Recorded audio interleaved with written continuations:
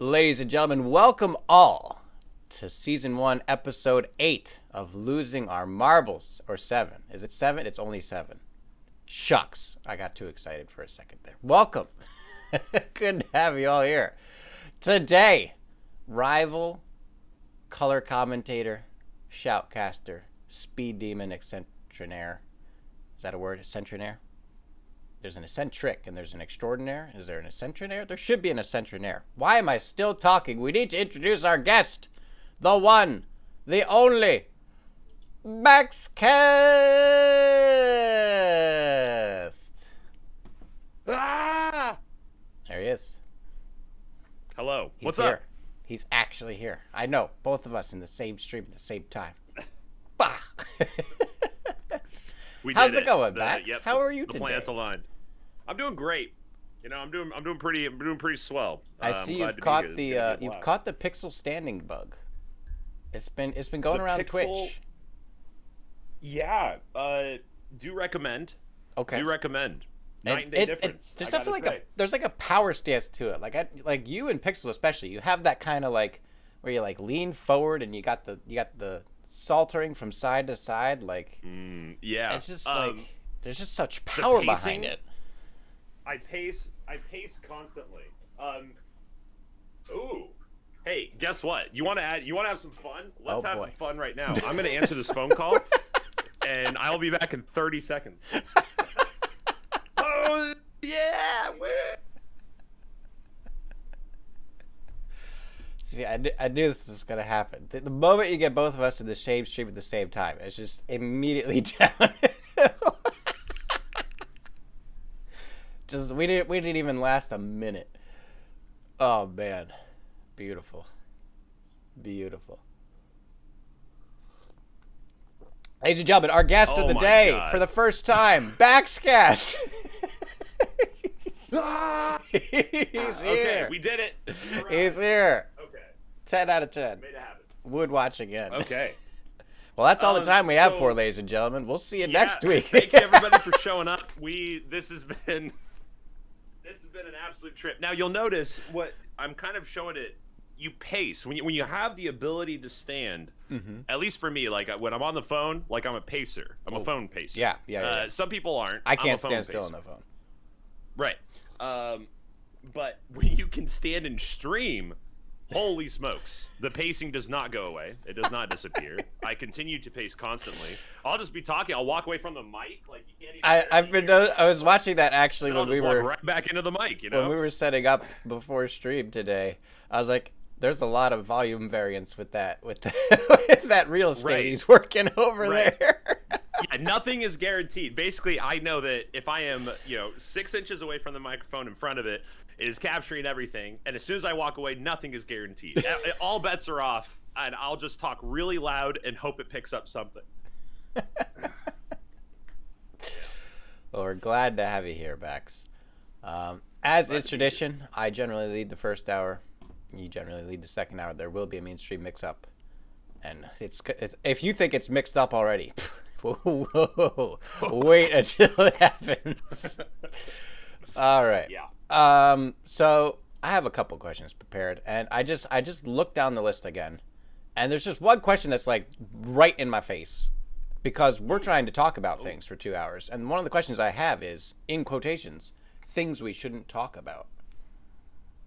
Seems like we should talk about things we shouldn't talk about.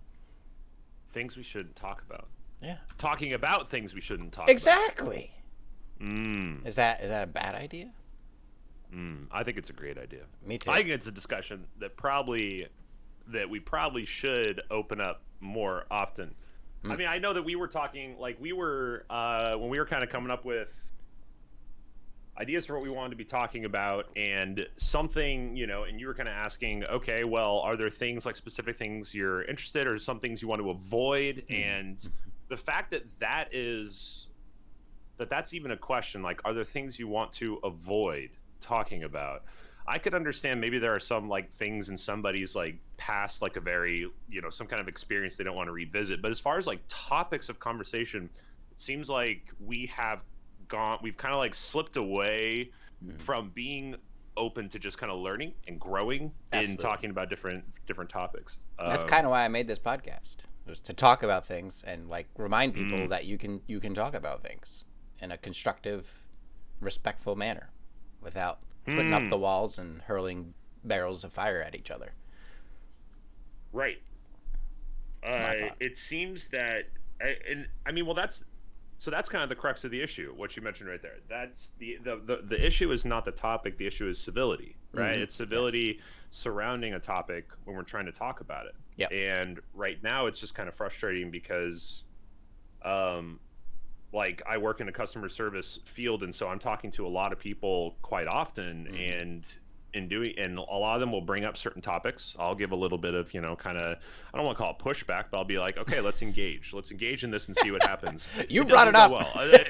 yeah, like it doesn't go well. It's kind of like the way that the way I would describe it is, I think a lot of the way that conversations and discussions in like this postmodern era occur, like the way they happen is there's like a soundbite or like a quote or some kind of little piece of data or information that somebody wants to put forward. You need a spark for that wildfire, right?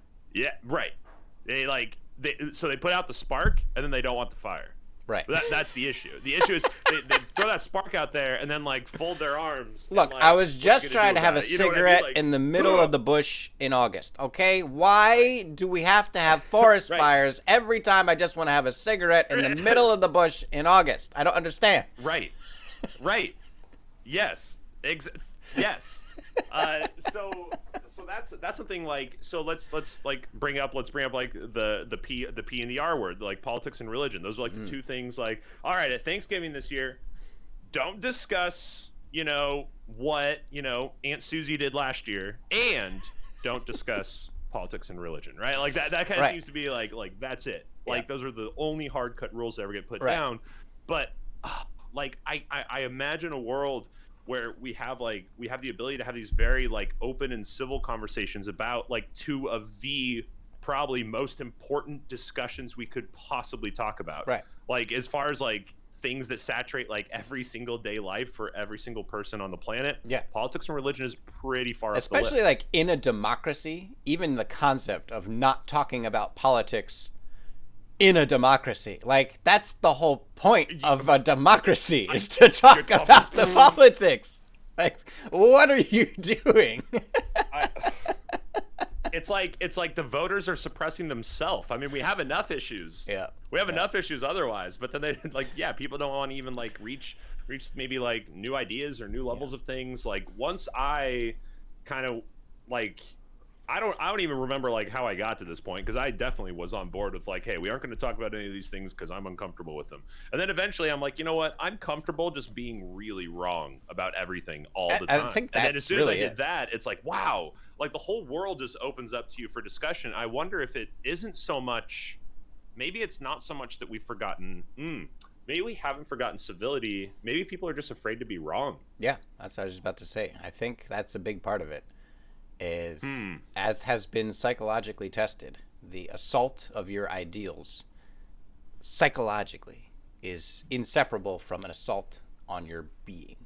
So someone coming at you with a spear and someone coming with you with facts that contradict your worldview psychologically is the same attack. Your body reacts the same, your brain reacts the same. There's physiologically no difference inside when either of those things happen. That's pretty nuts. Mm-hmm. So then like I'm always, if you watch like movies, or I don't know, look at history, you have like a soldier and look at history. Do people still like do that? History, like they go watch a movie, happen, they go look at history. Is that people still doing this? Are people still do this, right? When we get to the point where you can watch movies about history, then we've really elevated. Yeah. Okay. Yeah. So, okay, soldier, front line, up, like, runs out, and they're gonna die. Like, they know it, everyone knows it. They're gonna die. So, like, so with what you're saying, I'm wondering if I really am okay with being always wrong, which I'm willing to test. Maybe there's something where I like try to punch my monitor through you because you said something that just really gets to me. I don't know. Hey, if you find that thing, I'm gonna be so happy. We have a mission, awesome. Guys. We have a mission. Okay, I have 2 monitors. I just got a second one in case I punch one, so we're good. Okay, so if you, and now I lost my train of thought because I'm really excited about this punching the monitor thing.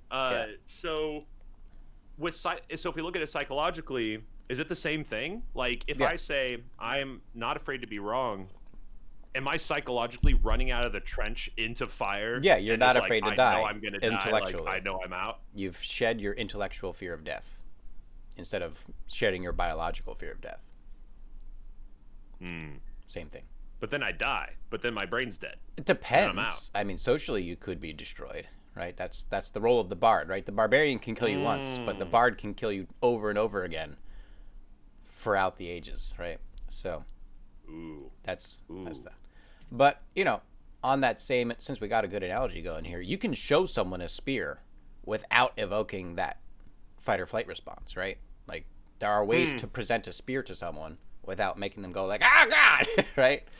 So, ideas, same thing. You can present an idea that contradicts someone's worldview in a way that's not going to, attack them.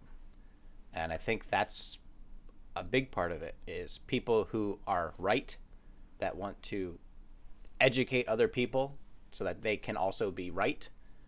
You can't attack them with your facts. You have to present them in a way that they can be like, oh, is this a spear? Cool. Oh, I can attack other people with it. Oh, okay, that makes sense, right? Like, I don't remember if it's, I think it's the Socratic method. I'm not sure of where the idea is you ask questions. So your goal isn't like somebody says a fact and you say that's wrong, here's a fact that shows it's wrong, you suck, you're stupid, go away. Right. Like, okay, that person will never change their mind now.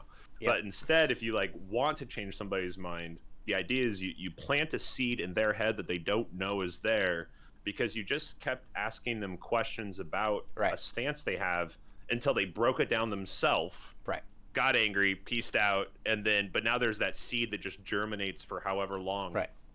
In the back of their head. That's kind of how I define philosophy, at least in this day and age. Is there's a need to continue someone's logic beyond where they're comfortable stopping, right? So you can they'll have a conclusion and then they'll come up with a logical idea and just take that logic to their conclusion and stop. But most of the time, if you actually keep that logic going and carry it further, you'll be horrified by the implication of that logic. And it's not to say that your idea is wrong. It's the logic you're using to defend it is wrong. Because if you carried that logic further, you would eventually disagree with what the logic concludes, and you've self-defeated your argument. Right.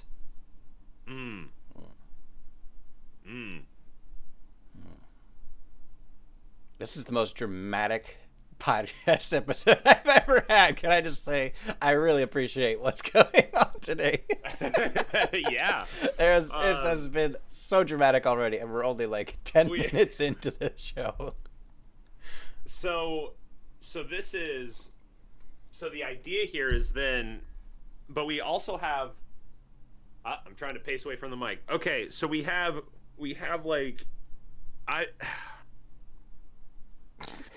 okay, I'm gonna go into a little, like, I think I'm gonna chuck this out. Let's go. I think the American experiment has failed. I think the American experiment is over. Bold words. Yeah. So I'll briefly say what I mean, and I'd love to hear you either push back on that or tell me why I'm wrong. But like, the American experiment basically said that freedom is a capital F word that applies to absolutely everything like you do. And as a result, over time, as freedom like developed and kind of took on its own form and its own like body and its own idea, everybody started to latch on to this idea of freedom as basically saying I can do whatever I want, whenever I want, and nobody can tell me otherwise. At this point, we have these very serious, like, we have a lot of very like serious issues going on right now, and I think we're seeing the culmination of the idea of freedom, like don't infringe on what I want to do. I think we're seeing that idea of freedom is actually not, it's not something that works. Ultimate freedom doesn't work. Capital F freedom is actually a concept that sounds great and is a great ideology, same as a utopia, but it's impossible to exist. Like with the way humans are, it can't exist.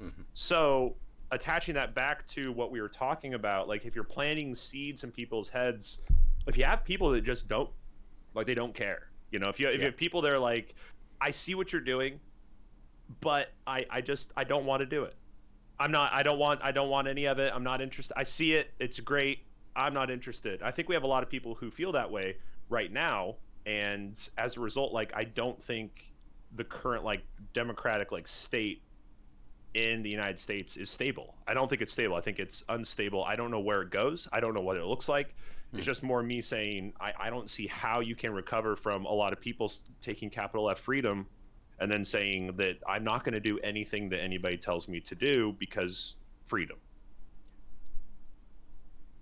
And I would drop the mic, but it's expensive. I don't like that. So that's it. That's my thought. It's also kind of a fixed as it is. It is. Okay, so it would be the worst mic drop of all time because I would have to sit here, unscrew it, unplug it, and drop it, and you guys wouldn't even see me drop it. So it's like, yeah, you're right.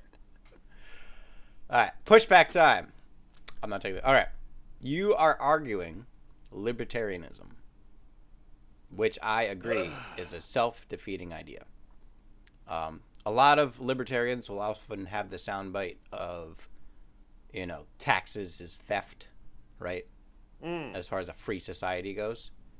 But to that same extent, do libertarians drive on public highways? Yes. Right. Are the cars they driving regulated for safety by the government? Yes. Do they drink water from the tap? Yes. Like, everything they do every day is because they pay taxes. And if you took away everything taxes provided from them, they would most likely not be happy with the world they're living in, right? Not to say all, right? There are like some convents or whatever out in the middle of the desert where they are truly free societies, where everyone just kind of stakes their own little spot and everyone just kind of does their own thing. And yes, there's death. Yes, there's theft, whatever. But it's all socially orchestrated with no governing law. It's just social law. And it works as a way of existing in the world. But you're not going to be going to Mars. You're not going to be defending yourself from another country invading. Like, you're literally on your own. So freedom with a capital F, as you describe it, does work. But it does not work in a societal sense. It works in an individual sense as an animal, in my opinion. The American experiment, as I would define it, is a bit more of that self-regulating democracy. In which case, I'd say we're in full-blown experiment, right? Like, I'm actually really happy seeing everything that's happened, and I know that comes from a position of privilege because it doesn't always directly affect me.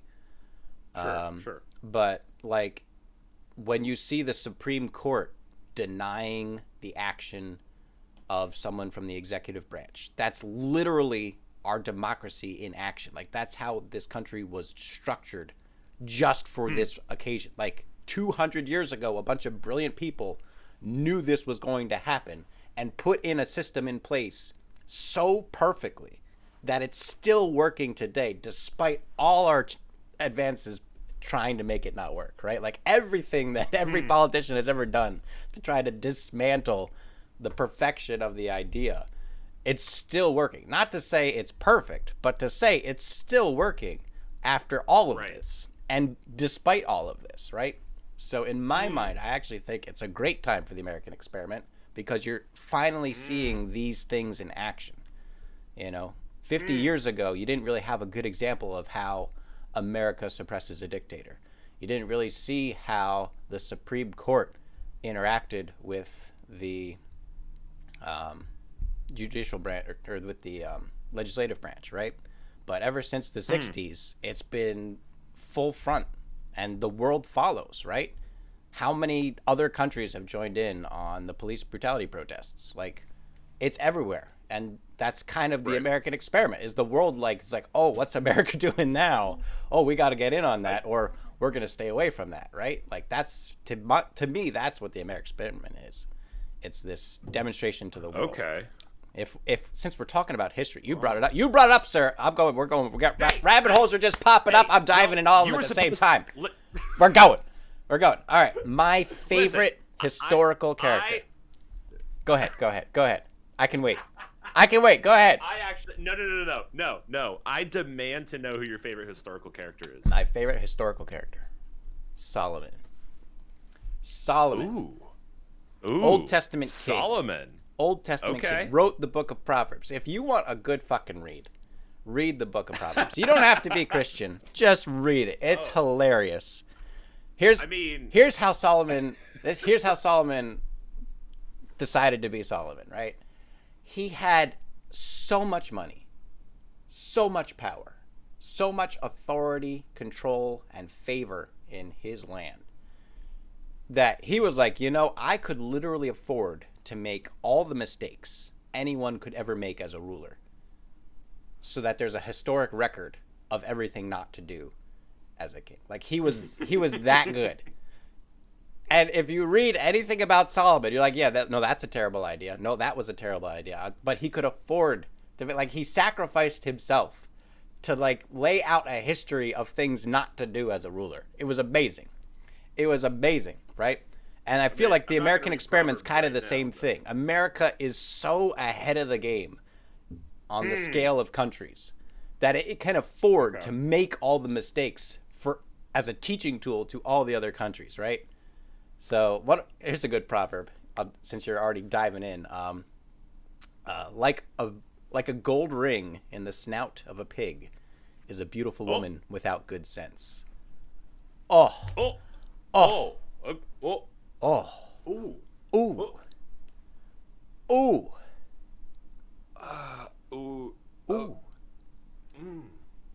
Ooh. Excellent. So, for that,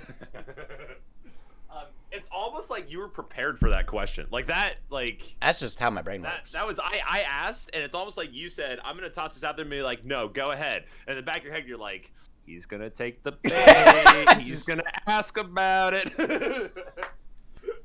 And you put together, you knew. I'm just following the crumb trails right now. That's how this whole show works. It's this constant weaving in and out. And I got you. Everyone always has the moment. I should have done more studying. Everyone has that same moment where they realize, like, oh, Shen's been leading me this whole time. Fuck. He's been in control the whole time. Oh my god.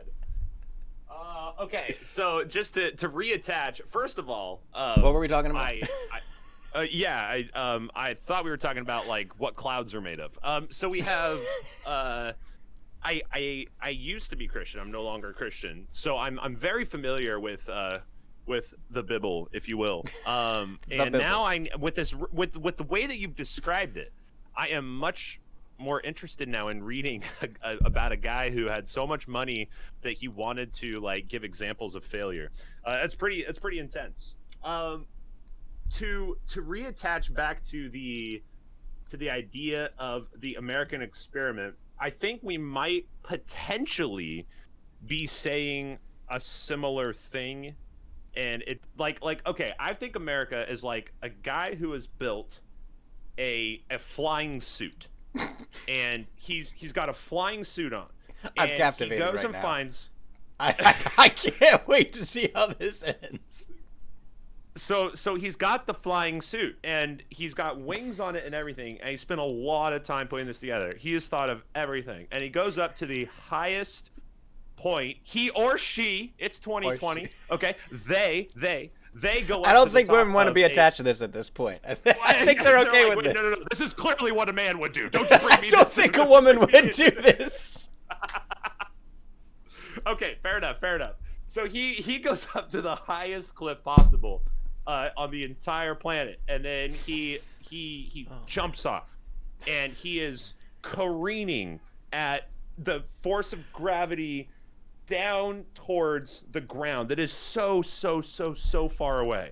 And in doing so, he thinks his machine is working. Right, because he hasn't hit the ground yet. Bingo. And as he continues, he says, "It's work. I've created a flying machine. I cannot wait to go back and show everybody what is going on." And I think right now we are maybe barely at the point where if America is this flying machine, or America is the person in the flying machine, they are like, maybe I'm not flying. Maybe. Like we're at that point where we're barely questioning. Right. But the problem is the ground is going to rise quickly. Like there's going to be this very fast culmination of the ground coming up, and the flying machine person realizing, oh, it isn't work, and he can't even get the word working out before it hit the ground. So, if I can play off that analogy, I would call that ground oligarchy. Oh, ooh, yeah, ooh, that's good. I think we need a dramatic, simultaneous sipping of drink.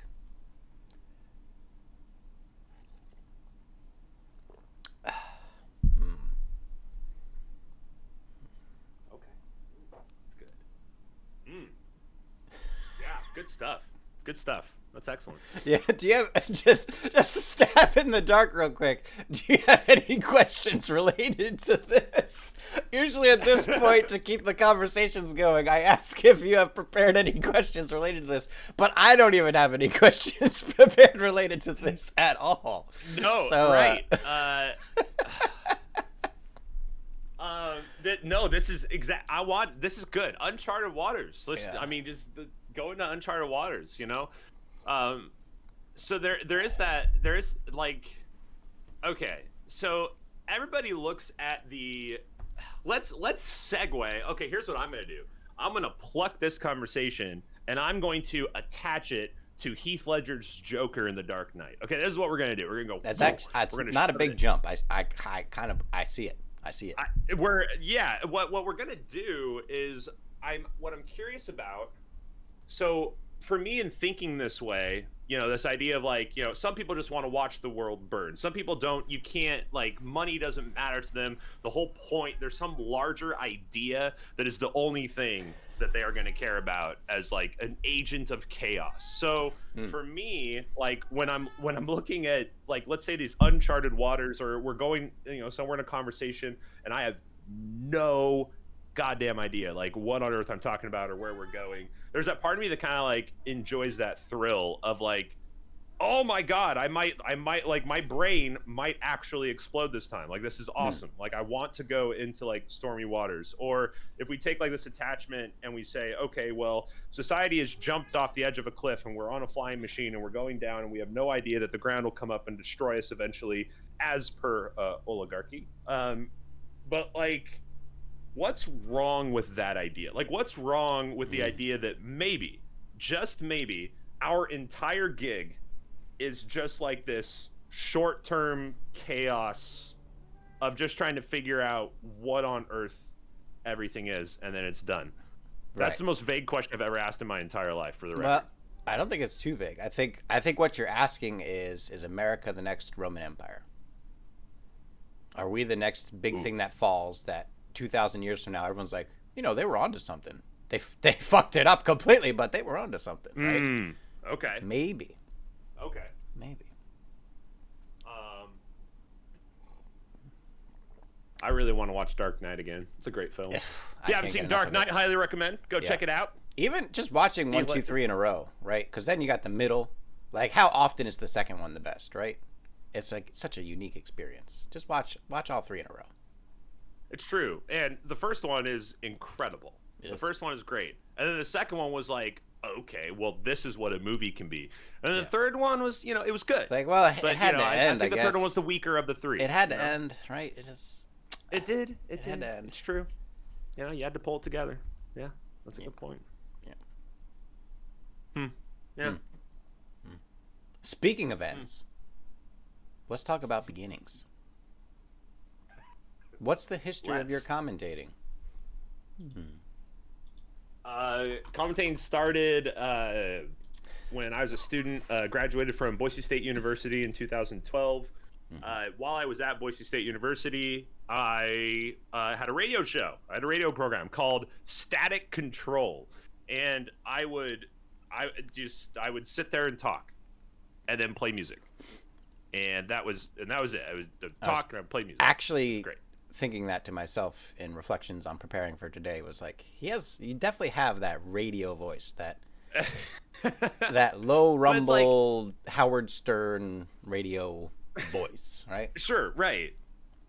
But what's funny is it's not like I walked into the studio and then suddenly the voice just came to me. You know, Right. it's like it's not like anybody could walk into the studio, just sit down and suddenly woof, you know. Yep. I now talk like this. Welcome to the radio program. You know, it just, I think it more like it was there, and then I had to have the radio show for it to, like, to know it's there. Otherwise, Right. I had no idea, right?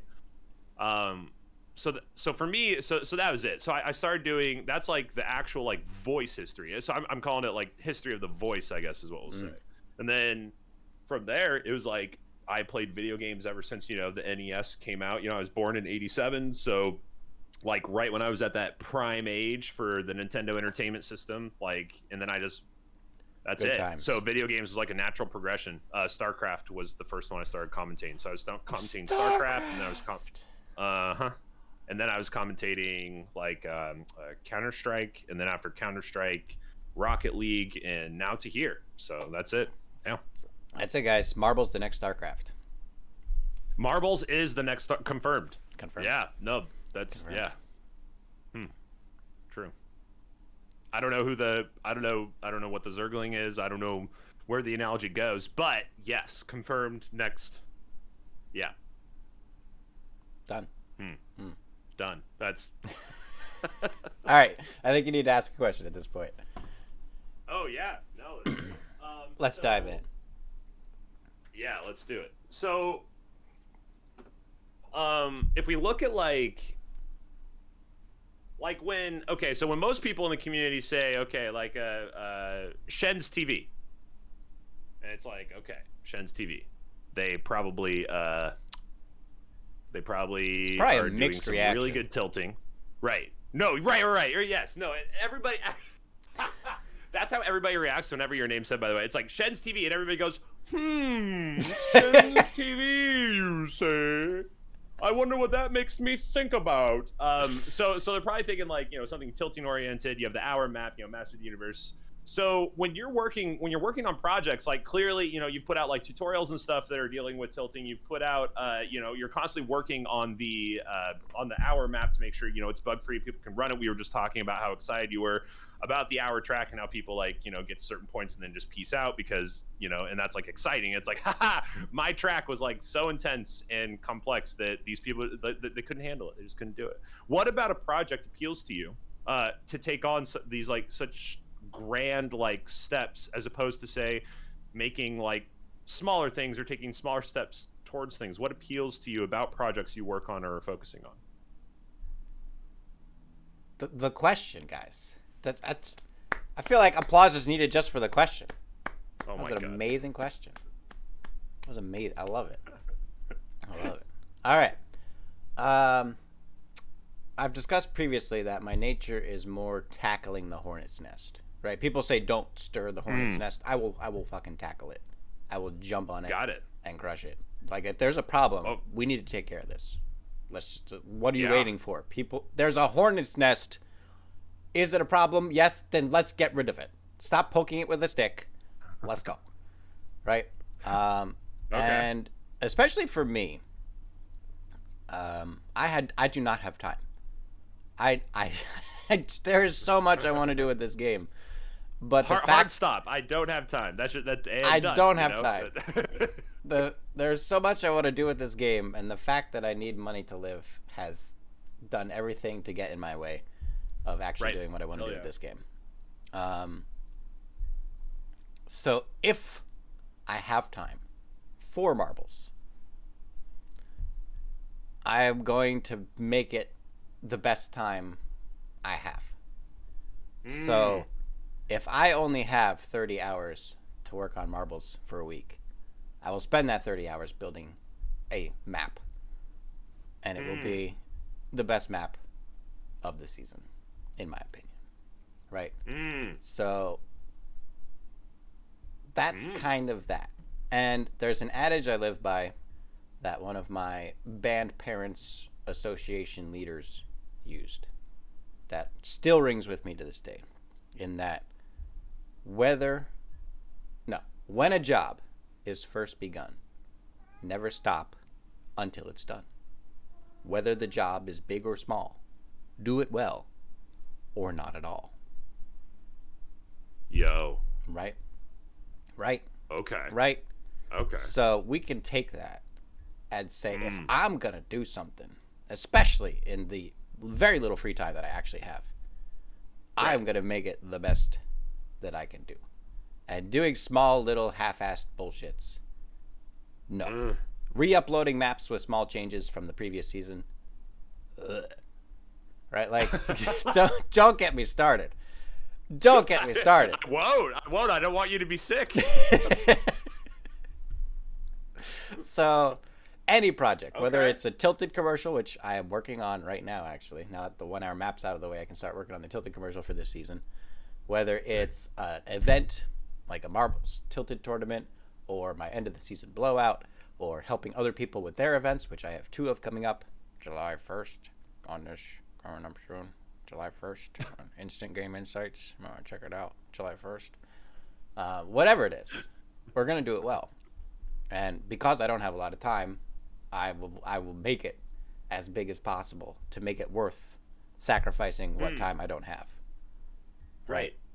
So it's just a resource management game, really. My whole life, and anyone's life really, should just be a resource management game. Right? That's not to say he who has the most resources wins. It's to say they who do the most with the resources they're given wins. And I've made this analogy before, right? Like some woman in a war-torn country that can raise 2 children to the age of 30 before they're horribly killed probably has done more with their life than most of us ever will, in the perspective of doing what you can with what you have, right? The fact that they could feed and take care of 2 children in their conditions with having literally nothing is a miracle. And as much as I may try to do, proportionally, I am nowhere near that, right? And that's kind of the point. That's kind of the point. Like, you look at Bill Gates. He's trying, right? He has a gigantic number of resources at his disposal, and he's actually, like, trying to rebuild the third world from the ground up. Right. Like, he's trying. And so he's making very good progress. But other rich people who we may choose not to name or may choose to name are just sitting on a giant pile of money. And it's like, you are the least productive person, and the fact that you get paid anything is an insult to every other person who even offers an ounce of productivity into this world. Right? Yeah. Yeah. So. Yeah. On that note, it does seem easy because we do have like names in mind when it comes to people who are very rich who we either like or don't like. But even more terrifying are the names we don't know of the people. Right. Like there are people, some of the richest people on the entire planet, and I have no idea who they are, you know? And probably because they aren't doing anything with that money, so, you know, I'm going to default to probably thinking they're a piece of poop. But, you know, they can change my mind if they want their name to be known. Any rich person listening, feel free to prove us wrong. Go right ahead. To all Go you right ahead. listening right now, I want you to know, I want you to change my mind. I know that my opinion greatly affects the way you live your day-to-day life. And as a result of this, I want you to alleviate your own stress and pressure and donate 50% of your estate to all to cool things. There. Yeah. I realized I had to pick something. Or just divide your money evenly to all the other people, right? Like, done. If you have $1 trillion, done, and you just divided it evenly to everyone who needed it, right? That's like $1,000 a person, easily. Yeah. At least. At least. Okay, so you have 30. So let's go with this example. You have 30 hours. 30 hours in a week. So what about this in particular? Like, it seems like there are I mean, yeah, like your imagination can come up with any sort of thing. Like, I want to break this wall down and then rebuild it. I want to build this wall again, and I'm going to do it better than it was. What about this specific aspect of like the Marbles community, about streaming, about creating content, like doing this podcast? What about these things grabs you, or do you see these things as a stepping stone into like more larger ideas if you get more and more free time, or as you've pointed out, more and more resources? Yeah, the name of the game right now is resources. If I can get my stream to a point where it sustains me financially, then I can do way more because I'll have twice as much time available, if not 3 times as much time available, and more energy, right? Nothing is more soul-sucking than a fucking 9 to 5. Like, literally. That's the truth. That is the truth. I've been in bad relationships. Does not even come close to the soul-sucking power of a 9 to 5, right? So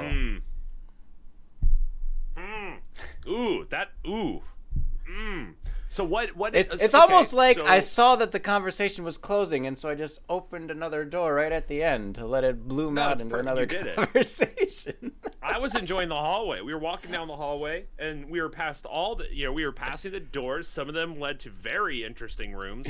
And then, we got to the end, and you're kind of like, oh, hey, look at the end. It's a dead end. Oh, hidden door.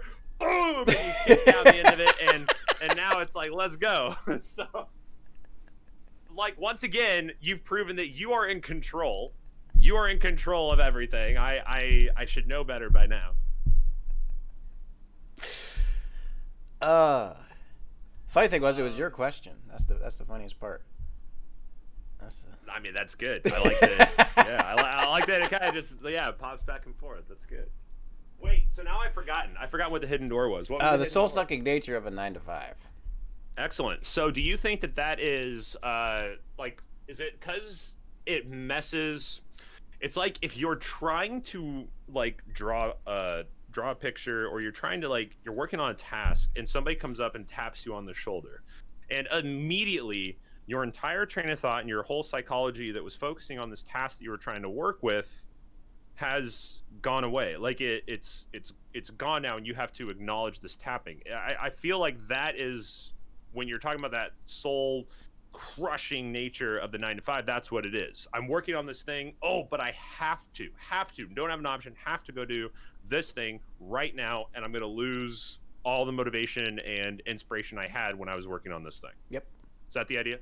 Exactly. A lot of writers will often rent cabins to seclude themselves, and there are a lot of writers who have given like master classes or whatever you want to call them, and like always top of their list advice is remove distraction, right? Every great writer will have this exact same opinion. Your biggest enemy as a writer is distraction, because you're trying to formulate an entire world in just your brain. And I don't know if you know this, but the earth and everything living on it compared to your brain, there's a bit of a scale discrepancy. Little bit. Right. One has very limited capacity, the other one has infinite complexity, right? So if you are even being interrupted once a day trying to what have I stumbled into? So I have a thought wall too. I have like the exact same looking thought wall. Pieces of paper pinned to a piece of cork. This is amazing. I'm trying to center it on screen. So that's fine. This is my novel. Oh, fantastic. This is my novel. So you're talking about writing, and this is just to show that I completely understand. So I finished the rough draft of my novel like last November, and I've tabled it for now to try to work on stuff. But this is like just like the structure, like me trying to structure out like all the things that are happening in it. And you are totally right that the whole idea, I mean, there are like some of the writers I enjoy the most, like they say they rented a studio room. They went in there, took the oldest computer they could possibly find. They could barely run like Notepad. Right. They put it in there. They took super glue. They stuck a whole bunch of super glue into the internet port so they would never be tempted to connect the thing to the internet. Yeah. And then and that's it. And that's where they write. Like they have completely removed any of that. And so if you're interrupting the process for any kind of creativity or any kind of like project that you're pushing forward with a job that has nothing to do with that creativity, then yeah, that sucks. Yeah. Like you have nailed it on the head. So take the situation you just described, and then imagine for 9 hours straight every day, just a horn goes off and just like holds down the button for 9 hours every day, right? Imagine that situation, right? Like you're locked in a room, you have no internet, trying to work on something, and every day for 9 hours, it's just. It's like, could you imagine? Oh, wait, no. I can, because that's what we live through every day of our lives.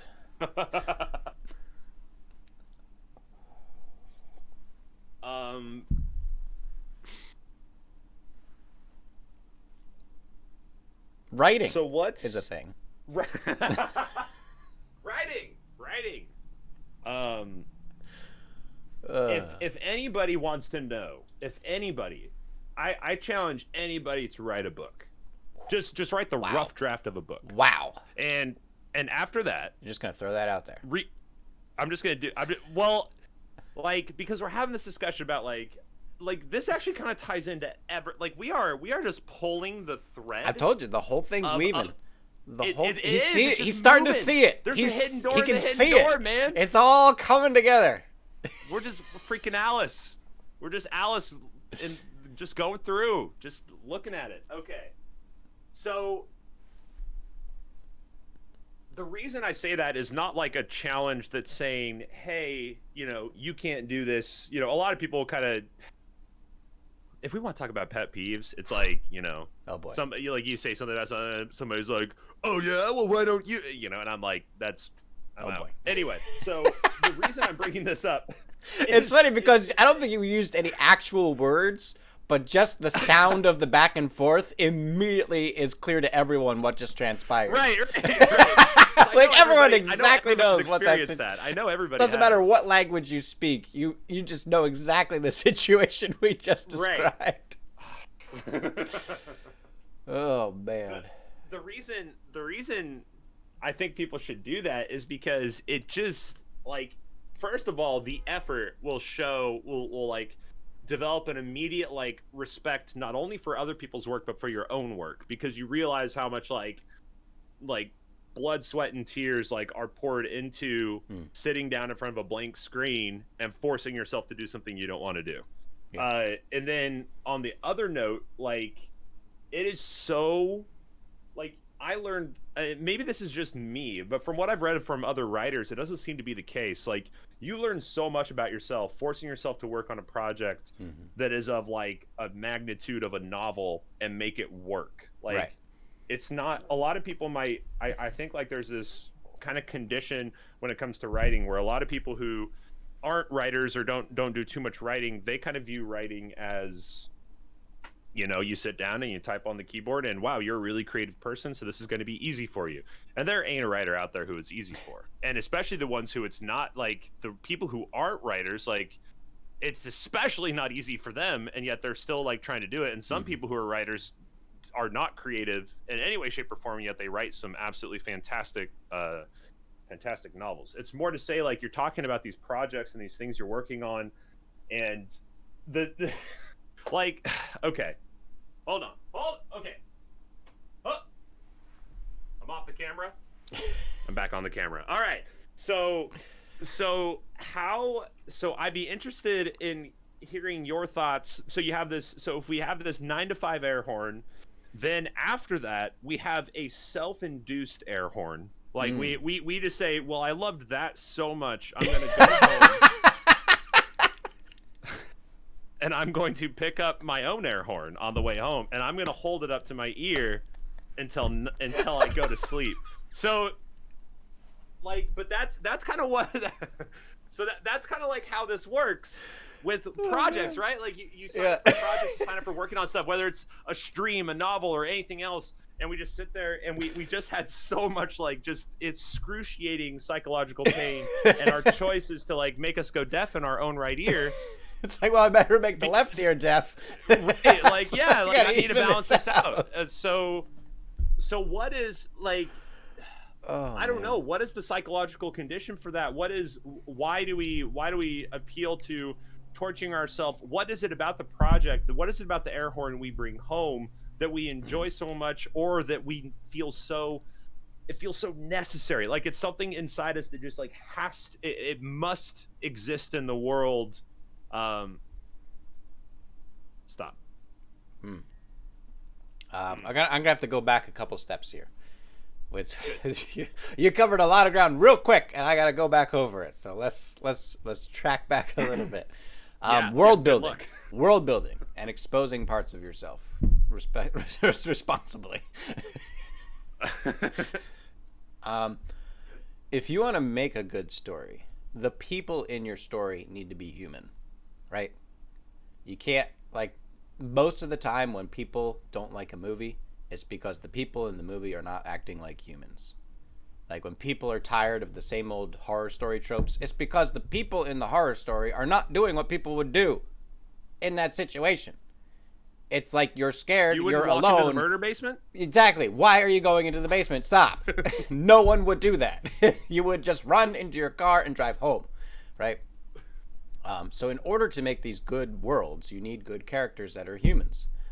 And while some writers are amazing and they can literally just create a human or even non-human characters with non-human motivations, right?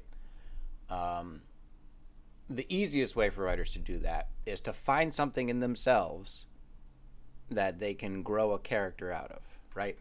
So they have a selfish impulse. What if we had a selfish character? Well, I'll use my own selfish impulse to kind of figure out what a selfish human being is and try to build a character out from that. Or what if a character was lonely? Well, I was really lonely this one time in my life. So how can I get into that mindset of being lonely and turn it into a character, right? So as far as why writing always seems to reveal parts of yourself, even if it's in high fantasy, it's because in order to make a good story, you need your characters to be human, and the easiest way to do that is to take you, a human, and build it from that. But again, there are those rare instances where there's writers who just seem to be able to create characters, human or even non-human, that are completely engrossing, completely believable, even though it's nothing like what the writer has in themselves, right? So there is a bit of that. And into that same realm, I think we get into the last part of the ground you covered, which is the self-deprecation, right? The ridicule of one's own failings. Because once you start exploring those things, there's a tendency to not like it. And you get into this negative feedback loop of like, I don't like it, why I'm this way. And then you write some more, and you're like, wow, now I really don't like it. Right? And then you write some more, and like it's just like it's just, it kind of all brings it out of you. And as we were talking, I don't know if at this point I don't know what we've discussed on and off stream, but we were talking about self-exorcism at some point. That may have been off stream, but that's really what it is, right? It's a self-exorcism. Right. So there's these things in you that you either didn't know or did know that you don't like, and in the process of trying to create something, you have to wrestle with these things you find out about yourself. And so it's very easy to be like, well, maybe I deserve to have an air horn blast for 9 hours. You know what? Why not 18 hours? That just seems equally acceptable, right? So there is that self-deprecation, the self-sabotage nature to it. And that's something I actually struggle with in general life. Not so much in my creative life, but in general life, I'm very self-destructive. So that's kind of why I flee to the creative endeavors, honestly. It's the one area where I can actually be positively productive and not just sabotage myself. I mean, that brings up, like, and that's really cool, because like failure, like I think I said this to a friend. I was having a conversation a while ago, and I said the first person to gamify failure will break open like human nature. Yeah. Because we're so, like, right now we're very prone to just attaching ourselves to these very small, like, endorphin rushes, whether it's in video games, whether it's in something else. I mean, I'm a victim of it as well. But what that means is we don't end up like actually giving ourselves a challenge, like saying this is going to be something that is difficult. I know this is going to be difficult. I don't like that it's difficult, but I like the fact that I'm going to do the difficult thing. That's something that seems to not be happening on as grand of a scale as it should be. And you have a lot of people like like the 1 hour map. Hell, like the 1 hour map. Yes, like a 1 hour map. Who in God's name thinks they're gonna make a one? So, like the worst version of hell is you meet the person you could have been. Like that. Ooh, that's yeah. I think that's the quote. Yeah. And that one that hurts. You know, I think of that and I'm like, yeah. Brutal. You know, and but to be that person, I think you have to constantly be putting yourself. You have to enjoy adversity. You have to enjoy, like, there's a brick wall. I'm gonna literally hit it with my head until either my brain opens up or the wall breaks. Yep. I agree. On that positive note, should we midstream mix up? Is that the cue? Woo! Is that the cue? We're just about an hour in. I would don't- be fine making the second half longer than the first half. So let's do it. Ladies and my gentlemen, internal alarm clock. it's the midstream mix up. Woo! Still no graphic, but we'll get there one day. All right, guys. Bax. Yeah. It's been such a good time, but I'm afraid the good times have to end, my friend. I used to be the only game in town a year and a half ago. January 1st, 2019. The first big deal in color commentary speed casting in Marbles. No one else was doing it, at least not to my knowledge. There may have been other color commentators or shoutcasters, but I think I was top dog back in the day. And I gotta say, you make me sweat. I feel like I might be losing my touch. Because I used to do it every day. But now I'm tilting, now I'm making maps. I got a lot of other distractions. Yeah. And I feel like I've let my guard down and I've let the void reopen. And there's this explosion of baXcast in the void who's not just doing as good, if not a better job than me, but also gaining way more followers in the process, which I thought was impossible. And that'll come up to questions we can ask in the second half. But nonetheless, I think it's time to settle this once and for all, sir. So we're going to go into magical transition land. I look forward to this. Whoa.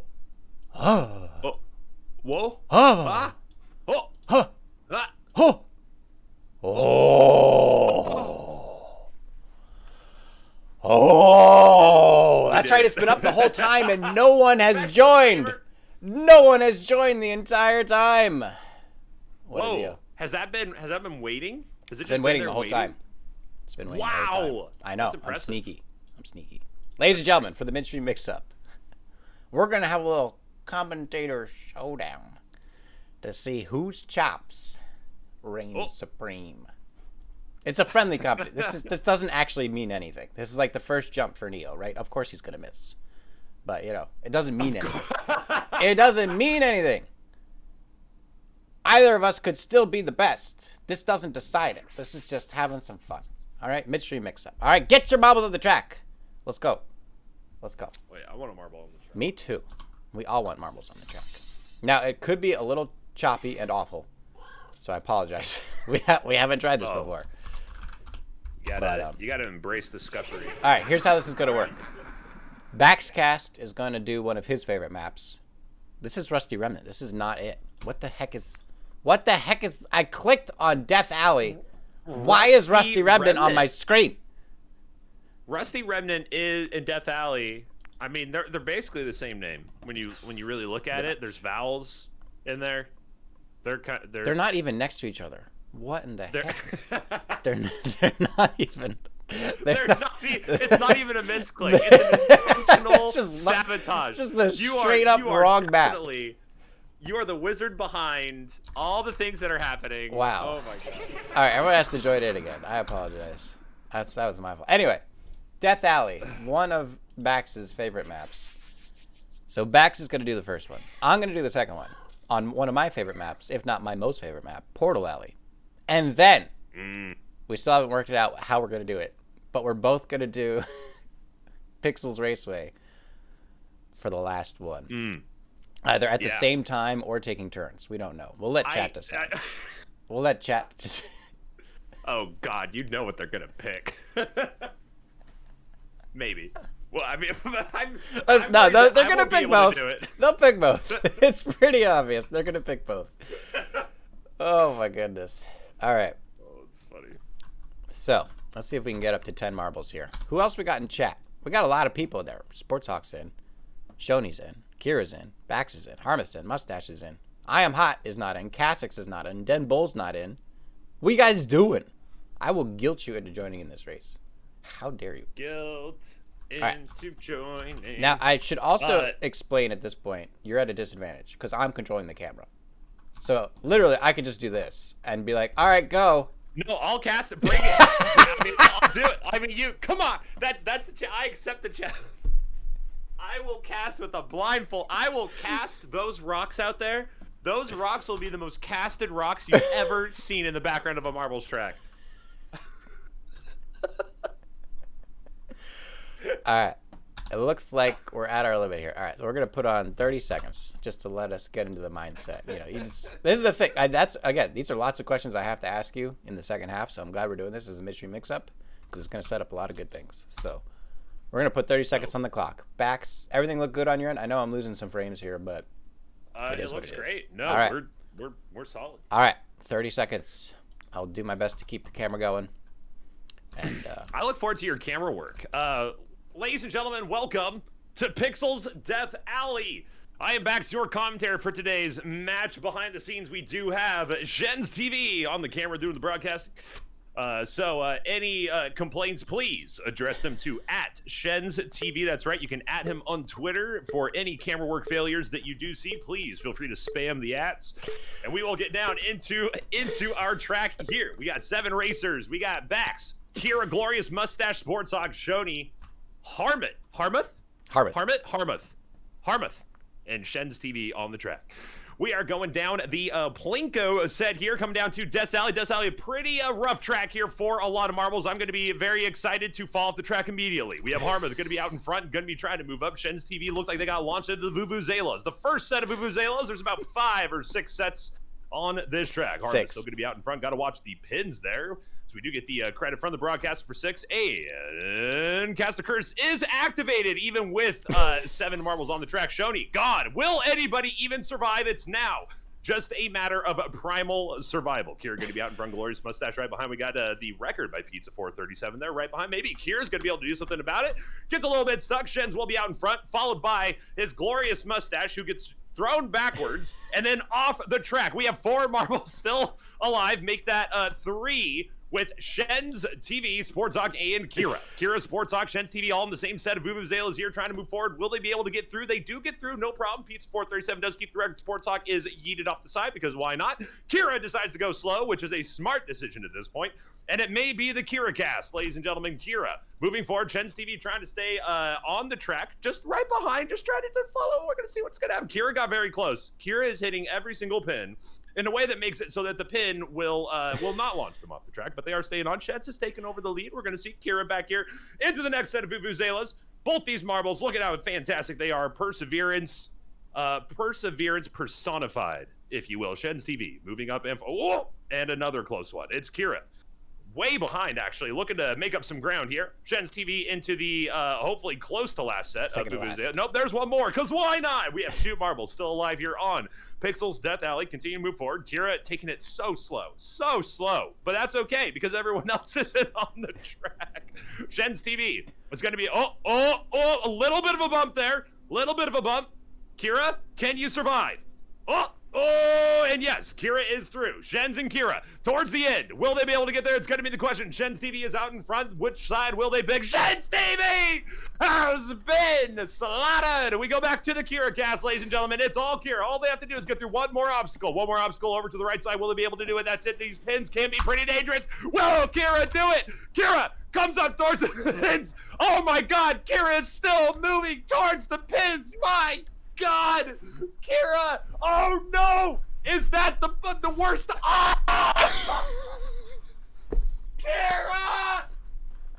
Kira, we hardly knew ye. Oh my God! She still has a chance. She still has a chance. Well, no way. no way. There's no way. There's no way. There's no. Oh my god.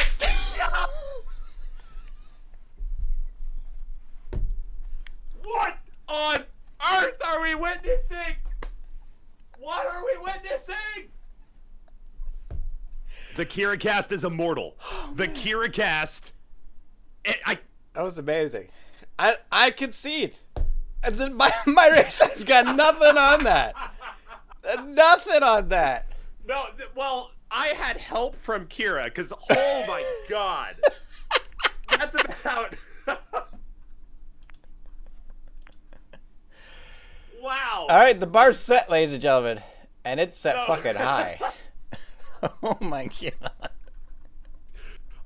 Yeah, that has to be one of the most exciting marble races I've had in a little while. That's, I mean, geez. Woo. That's ridiculous. I can't. We can never work on an event together. It right. it would just melt down. It would be like a processor just overclocked beyond its capacity. It would just literally melt. Oh my god. Oh. That's incredible. All right, I finished my coffee. I'm ready. You know, I finished my coffee as well. I'm wondering, well, no. Get your marbles on the track. No. Get your marbles on the track.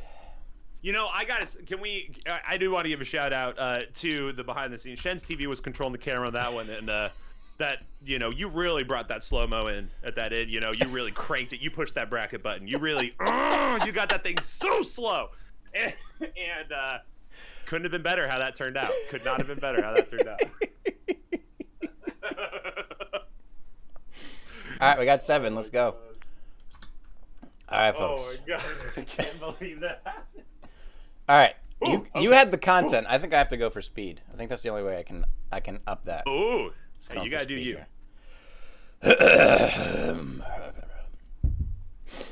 Ladies and gentlemen, Pixel's Portal Alley for the first time in ages back on the stream. It's going to be a chance to be shown to Kirizalka, baXcast, Glorious Much as Harder than Dinner with Dallas.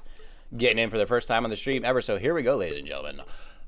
1 second left. All the marbles eager to get started. Pinball Wiz is dropping in on the right-hand side. So here we go. 8 marbles down on the track. Pinball Wiz gets a good line here on the right-hand side, trying to get down through the Plinko board with the 9 blades. But looks like it's going to be Dinner with Dallas with a better shot. Coming out of that start piece and get themselves down into the first booster there. Pinball Wiz trying to keep Dinner with Dallas at bay as both hit the boosters going down to the first cubes. And the beautiful blast of the first cubes letting baXcast get over the top. They're going to skip the entire first pan. Into the second pan they go. 1 marble's already been reset into those boosters. But here we go. More marbles coming up from behind. Pinball Wiz are overtaking now into the third pan as they're trying to get through on the right-hand side. Trying to get past all the pins. And it looks like in second place is going to be baXcast going for a slow roll here on the cubes, and another marble gets reset into the back, and this is going to be a very interesting comeback with the other 2 players in the back, kind of build up the speed. Harmouth goes up before the reset, misses the pin, and they're going to go right back out of the map, and unfortunately not going to be able to finish out this race. So Pinball Wiz on the right side with the Glorious Much right behind in second place, and I don't think anyone else is doing anything right now. baXcast in third now, Kirizalka in fourth place, and they all try to get through on that second pan into the third pan, and here we go. It's going to be Pinball Wiz on the right hand side now to the fourth pan, waiting for those cubes to get through. baXcast also going to hit a cube on the left hand side as baXcast and Kirizalka try to come back from behind. baXcast trying to wait for the timing with those cubes, and this is the best strategy on this map. Kirizalka already blasts through, gets the bat to baXcast, and now they're going to hit this booster into the fourth pan with cubes already out of the way. Will Kirizalka be able to skip over the top of the cube, blast through the cube, tries to get through on the right hand side, but Pinball Wiz are going to keep it on the right hand side as well, so both of those marbles caught behind the cube as the mustache slow rolls through the cube, leaving debris in their wake, and it looks like it's going to be baXcast all the way in the back, looking for that perfect opportunity. The cube finally free as they come up into the booster here, trying to get through the fourth pan, maybe even into the fifth pan. They're going to hit the second booster with the debris in the way, tries to go for a launch over the left hand side, but out of the map they go, and baXcast has been eliminated. So the mustache now in first place, waiting in the fifth pan on the second line of cubes. In the fourth pan, excuse me. Kirizalka on the left hand side hits both boosters. No, bad bounce on the second booster there. It looks like Kirizalka's out, so we're down to 2, ladies and gentlemen. It's going to be the Glorious Mustache and Pinball Wizard lining it up here for the last pan of the beautiful Pixels Portal Alley. Will anyone launch off into Earth? Will anyone launch off into space? Will anyone even finish this map? The moon orbiting. Pinball Wiz is out, and in true fashion, ladies and gentlemen, the mod of the channel, the mustache himself, is going to solo run this with absolutely no excitement whatsoever for the photo finish. And the next 2 minutes of this map are going to be absolutely boring because nothing is going to happen. And so we're going to have to end the commentary right here. There's literally just waiting a minute and a half for the mustache to break through the last 4 rows of cubes, and then the map's over. So we tried. Mustache skips 1 pair, hits the second pair. 1 minute left to finish out the map. I mean, I do. It's like I said, I can't compete with that last map. That was amazing. I think you did a great job. I'm impressed. I'm impressed. That was good. Your mustache has sabotaged you a little bit, but I thought that was great. Oh man. Sneaked around that last pair of cubes into the final row of cubes. 10 seconds left. Gonna hit this right before 3 minutes. And there it is. All right, well. I mean, I think it all comes down to this, honestly. Are we going at the same time, or are we going to take turns? I feel like it would be more interesting to take turns, but I think it would just be absolutely ridiculous going at the same time. I think, yeah. Because if we went, I honestly don't think I could do it. I think we got time for both. I think we could try to take turns for the first one. Then we'll load it up again, and we'll try to both both pick a different marble, and we just follow that marble. And we just commentate at the same time. I don't know. Yeah, no, I'm down. I'm 100% down. I'm in. All right, so the first time, we'll try to work it back and forth here, just so we can get used to each other talking. And then after this, we'll reload it, and then we'll try to do it simultaneously. Simulcast. Yeah. How about the simulcast tournament? Official PvP Studios simulcast tournament. Right. Good Lord. Yeah. That would. No, this is official. This is sponsored. You guys thought this was just like a thing, but this is a thing with a capital T. All right. Are you ready, sir? I'm ready, and I'm ready because we have Big Sword Boy. Now, Big Sword Boy, they've been on the circuit for about 2.5 years now, got a couple victories under their belt, but they have been held back by some off-track doping. So we do have to see if Big Sword Boy coming back onto the track is going to have that under control. Do you have any news about that? Are their 3 wins this season legitimate, or was that the end of the streak before they got banned temporarily? Right. That is the question. That's exactly yes. They've obviously been demoted to sub 150,000 rank. So obviously, the commission has infringed full 100,000 placement penalty on Big Sword Boy, but it looks like they've retained the wins, which is an interesting call by the coalition there. I would have revoked the wins myself, but it looks like they're allowing it to stay. I mean, a lot of people in the marbles community have had a lot of issues about that 150,000 threshold cap for the ranking. But Big Sword Boy, not to be deterred, has gotten back onto the raceway, and they're going to be right in front of Shen's TV actually. So we're gonna see. It's going to be a pretty interesting year. We got Kira, we got Harmon, dinner with Dallas, glorious mustache, pinball whiz, Shoney, and Bax on the track. 9 brave marbles here for the championship. So Trashy Unicorn has decided to join in, and a heck of a thumbnail. I might say. Well, hello, madam. Okay, yeah, okay. And with that, 30 seconds on the clock, here we go.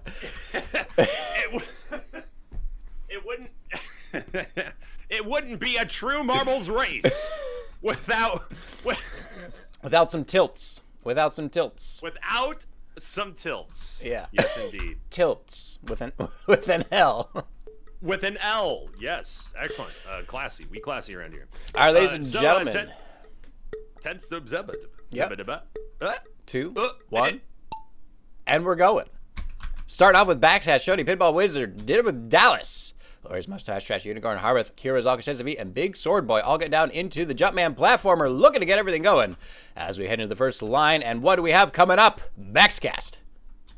Well, we're going to have some boosts. The boosts are going to go into tires, into boosts, into tires, into boosts, into tires, into boosts, into tires. And it's going to be a very intense challenge for our marbles, professional or otherwise. But Pinball Wiz, not to be deterred, not scared, has been going around the track, actually. But we do see Kira back there, a rookie in their rookie season, is going to be trying to make some moves and make some spice. They make the rookie mistake. They do get stuck on the tires, and Pinball Wiz will continue forward into the second boost. On that second boost, looks like Pinball Wizard is going to get a pretty commanding lead, although Kira, not looking to be outdone just quite yet, is going to keep the pace with Pinball Wizard, trying to get through the debris of the tires left behind him, as Pinball Wizard slows down on the speed bumps there, and Kira Zalka tries to close the gap on the right-hand side, but looks like they're going to have trouble with the speed bumps by themselves as they hit the booster into the third section. Water Kirby 1964, the invisible car, if you will, the invisible marble, who has set the best record. Somehow they keep resuscitating the spirit of Water Kirby just so we can see how good or bad the record was. Kira going to be trying to chase that. The rookie making waves here in their first championship. Those tires were no problem for Kira. Kira continues to move forward in the last boost up towards the last tires. Will they be able to get through and take victory here? Looks like they might get through these ones as well. And what a play from Kira. Continues forward. Kira continuing to go on, hits the last booster, the last set of tires, pushes off to the left-hand side, tries to get around the debris, but baXcast out of nowhere, flying in from behind as it goes through the center to the middle, and baXcast has overtaken at the end out of absolutely nowhere. It is going to be baXcast with a solid steel victory there in the win bin in first place, and Kira doesn't even know what to make of it. It's just buried herself into the tires in complete embarrassment and devastation as the other marbles continue to pass her on. And Bax, I mean, with team hashtag rigged, does come through up in that top spot. And that is a pretty impressive victory, especially considering Shen's TV is going to take second place, leading everybody to wonder if this was just a show all along. No! Was there really No! competition? No! Or was this just a ruse? Have we all been led astray? Oh my god.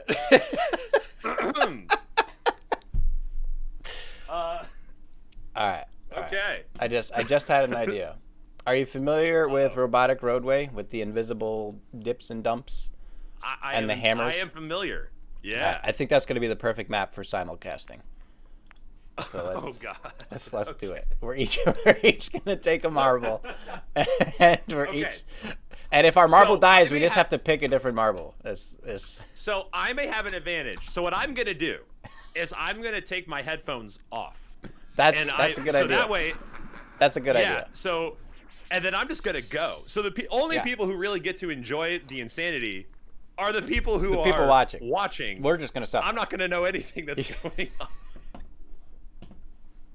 on. But yeah. All right. So we're each. So who are you picking just to start, just so we can get off on the right foot, even if we crash and burn halfway through? So the issue here for you is how do you keep the camera so that you can see two marbles? Oh, I can handle casting one. I can handle. Oh, you can. You're gonna do it. Okay. How dare you, sir? How dare you?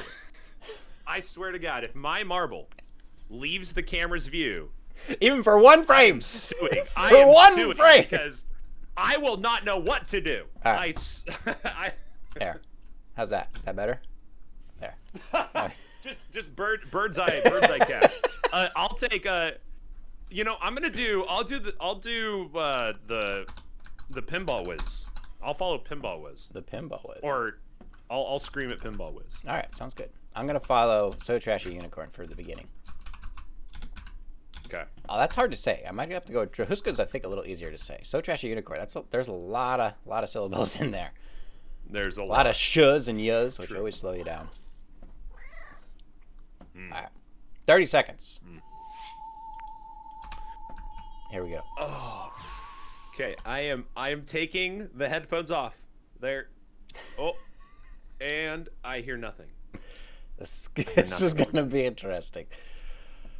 All right, ladies and gentlemen, 15 seconds left, and we are ready to get this underway. 10 seconds as we go down in. It's going to be Shen's TV, Drahuska, So Trashy Unicorn, baXcast, Harbor, Scorba, Kirozak, and the Glorious Mustache, Shody, Pimpo Wizard, and Choklad. All looking to get started as they go down into Robotic Roadway for the first race of today.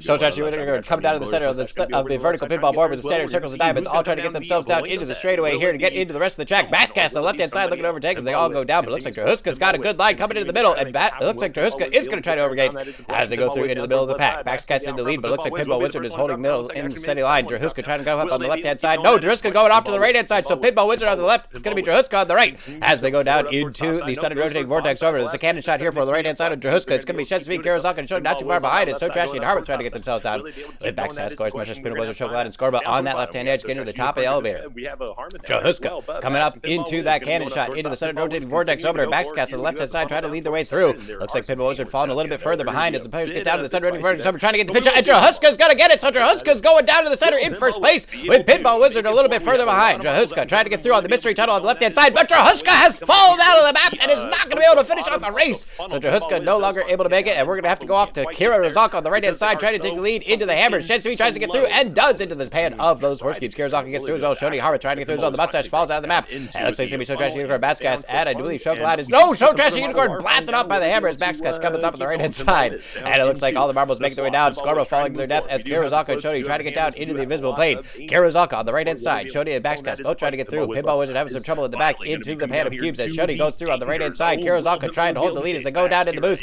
Looking for a good boost here into the open balance beam. Kirazaka high on the left-hand side sticks the landing as they go down into the pan of horse cubes. Pinball Wizard coming up from behind his baXcast comes down to second place. Pinball Wizard rockets off to the right-hand side, misses the wind bin. And it's going to be Kirazaka now left in first place with back in second, Shoni in third. Shensui, Chocolate, and Harvard still stuck in the back. Kirazaka looking to make something happen as they come up into the blades here. Looks like Kirazaka's got a pretty good line coming around, but they've missed the exit. Shoni coming up from behind as Kirazaka tries to get through. Shoni coming in as well. Chocolate hits the center of the balance beam. Shonsei and Arth both coming in at the same time. Out of the back, Shoni misses the exit. Kira still trying to find their way through, but they're going the wrong way through this double-bladed dishwasher as baXcast comes up on the left-hand side. Shensei, is this going to be another steal from Shensei and baXcast? Kirazaka blasts into the first cube, rolls off to the right-hand side, tries to avoid the other cubes as they come down to the center. Kirazaka's burning the cubes. It's going to be baXcast, Shensui, and Shoni in the back with a chance to overtake as they try to get through on that blade. baXcast comes in, Shoni comes in, Kirazaka coming as well as baXcast going to steal it again. Kirazaka stuck in the debris, 3 marbles lined up. Harvard trying to see me and Chocolate all trying to get down to the window at the same time. The debris loose, Kira's coming down. It's going to be Kira in the center, Shoni in the middle, baXcast on the right-hand side. Now comes down, baXcast trying to steal, but Kirazaka's coming down with a little bit more speed into the windmill, and Kirazaka's going to take the victory. baXcast in second, Shoni in third, Shensui maybe in fourth, Chocolate in fifth, and Harvard in sixth place. That was amazing. How did we do? That was amazing. That was absolutely amazing.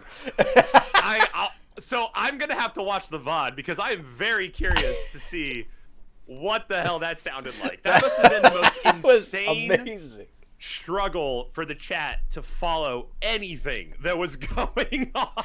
I honestly don't think anyone enjoyed any of that because no one knew what was going on.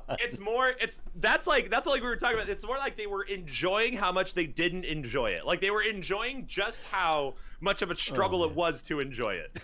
Oh man. Whew. You're so tiny. What happened? Bax, what happened? Why are you so tiny all of a sudden? Blip, blip, blip. I'm just, you know. Oh my goodness. Oh, I'm resizing. Okay. Oh my goodness. Oh my god. Wow. I'm glad. So, I'm glad we did that.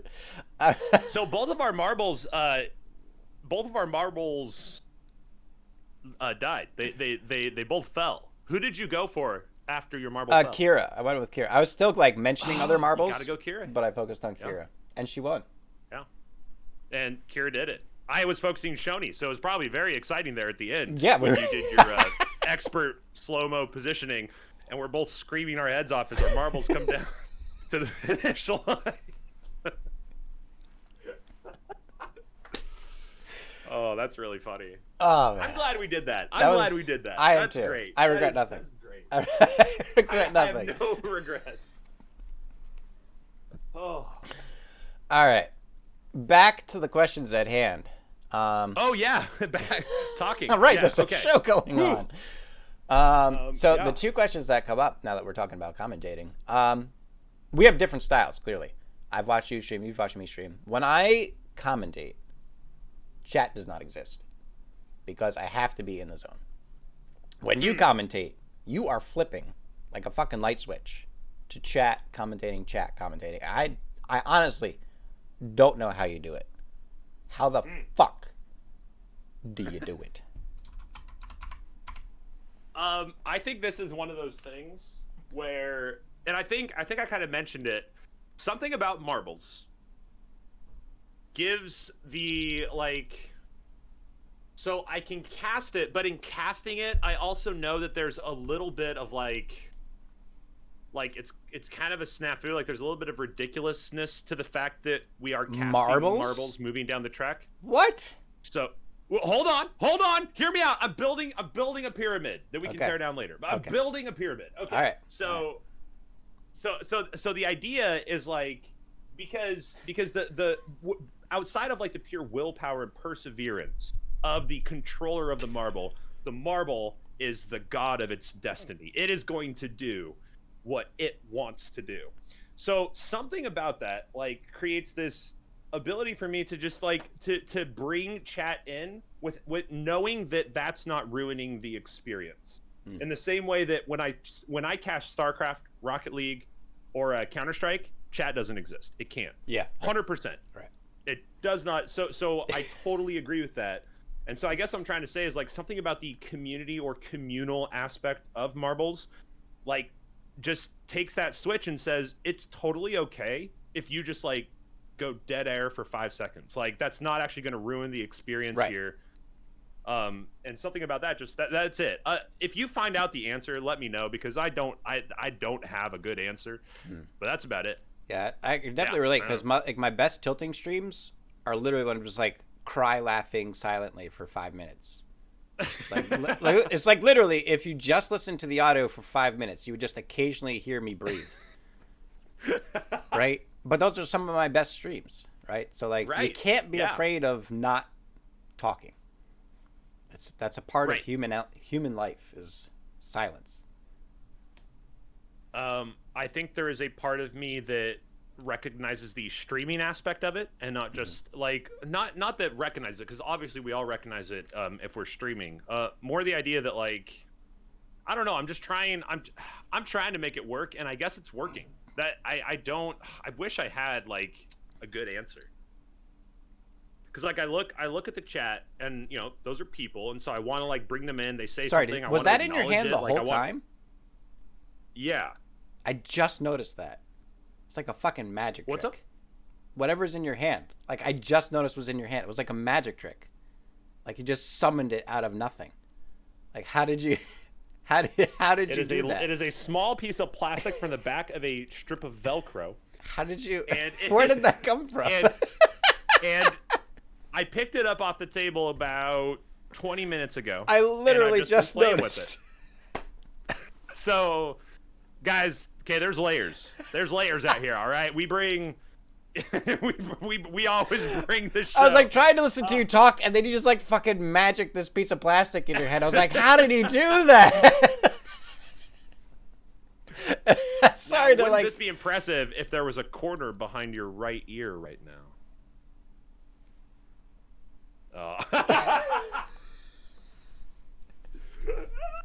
You know, I that's the thing though. You got to go for it. You know, sometimes you got to go for it. You got to reach out into the you got to look into the abyss, and the abyss stares back at you. You know what I mean? Oh my god. So sorry to derail everything, but I had to say something. No, that's great. My mind exploded. So commentating. Yeah, commentating. So the short answer is I think my brain just is like has a very like quick fire adjustment. That's something like to the point where, you know, like not ADHD. I actually have been like tested and not diagnosed with ADHD, but something very similar to like I'm always looking for something to attach to at all times. So I think having the chat there is almost like a blessing in disguise for the way my brain is operating. And in commentating, when I can't use chat, I just talk a lot more. Like, so those words are just replaced with something else that has substance on my stream, and that's it. Or on this stream, or, you know, at all. Like in this last one, I wasn't paying attention to chat at all when we were doing all those casts that we just did. I was looking at chat at all. I completely forgot we were even streaming. Right. Yeah, we're just doing the thing, right? So yeah, like, and in there, all I did was talk more. So I think I basically just substitute. I think in my head somehow I just say, okay, instead of casting what just happened, I'm going to cast chat things, and I just keep flipping back and forth. I don't know, man. Fair enough. I do have more questions, but as this is the second half, it's kind of your job to take the reins for a while. So I mean, if you have anything you want to go into, now's the time. In defense of me not asking questions, We kind of played back and forth in that first half. I think we broke the rules. I think in the best way possible. What rules? And so we have so rules? I think. Well, who's in charge around here? Jones. Jones. When I was a kid in like what 4th, 5th grade, I had one of those shirts. It had like Garfield riding like a Harley, and it just said, "Rules are meant to be broken." Like, and I'm just like a 4th grade kid wearing this. I don't know what that means. Like, I'm just wearing this shirt. Like, yeah, Garfield on a Harley. The rules suck. So anyway, that's so. My favorite shirt growing up, it said chaos, panic, disorder in really big words, and then really tiny font in the bottom. It said, "My job is done here."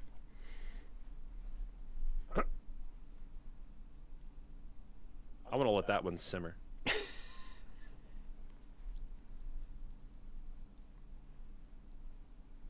Moral of the story is, ladies and gentlemen, the clothing you pick out for your children molds them inescapably. So choose wisely. Yeah, that shirt seems really on theme. That shirt seems my really, mom knew really, what she was really doing. on theme for you. She knew what she was doing.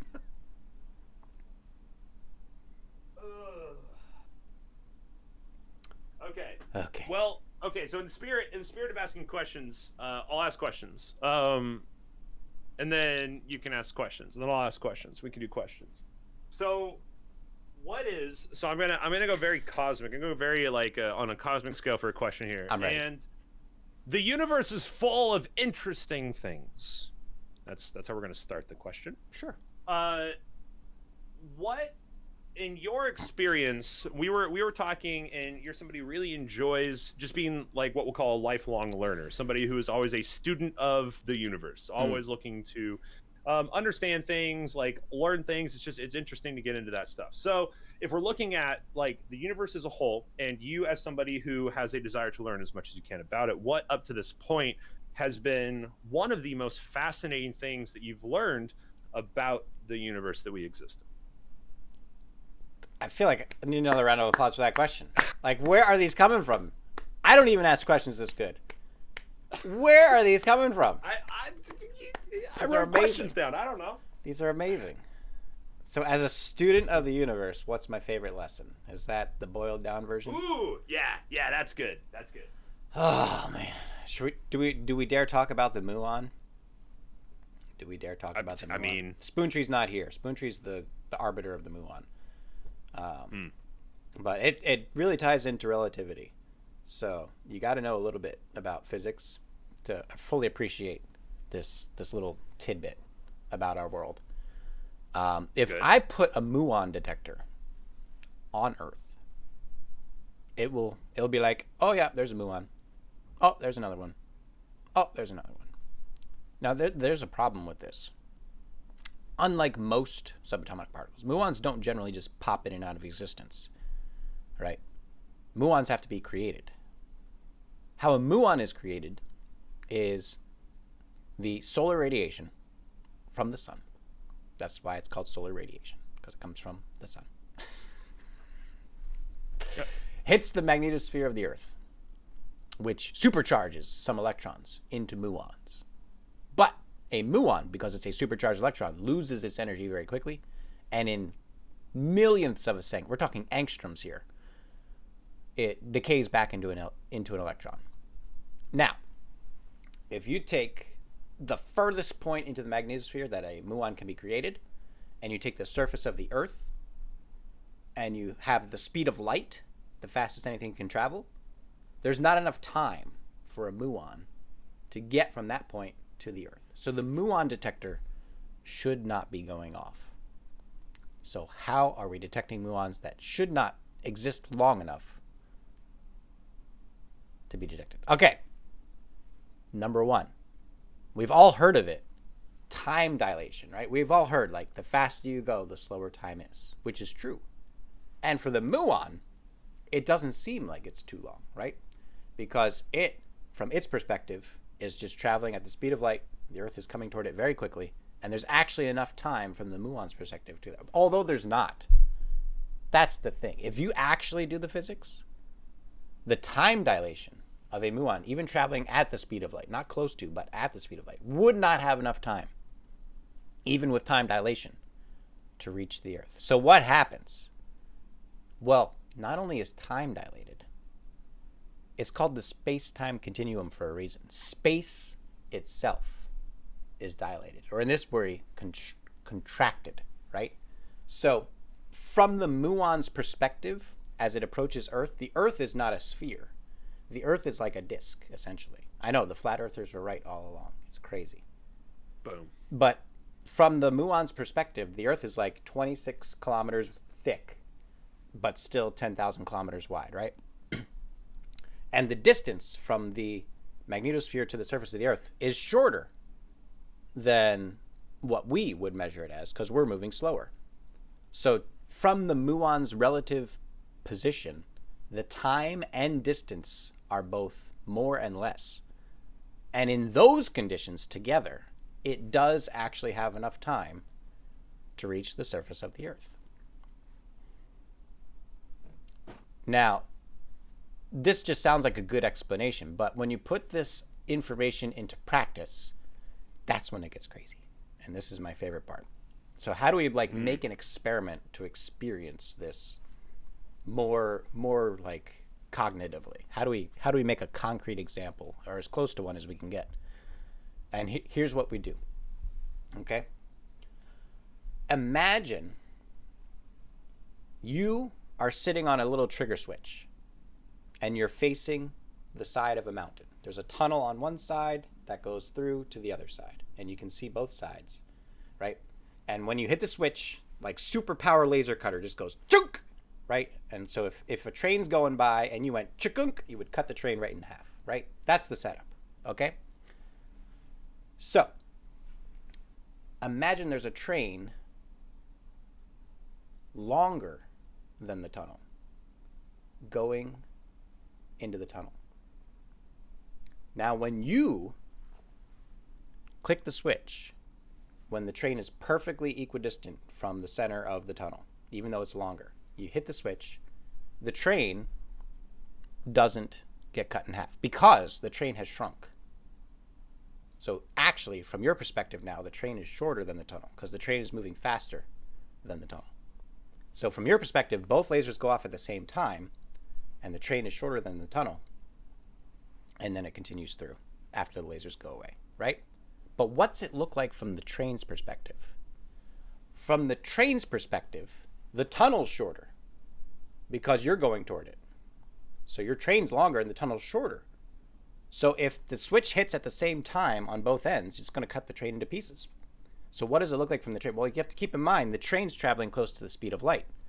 So the information from the front of the tunnel is going to reach it before the information behind it reaches it, right? Because the stuff coming towards you is moving closer to the speed of light, and the stuff behind you is trying to catch up since you're going so close to the speed of light. So what you see from the train's perspective is you enter the tunnel, the front laser goes off, you move through the tunnel, the back laser goes off, and then you get out of the tunnel the rest of the way. And the crazy part is, even though both of those situations, chronologically, are entirely different, like what the person on the mountain saw and what the person on the train saw, both happened and both are true. And that's relativity at its core.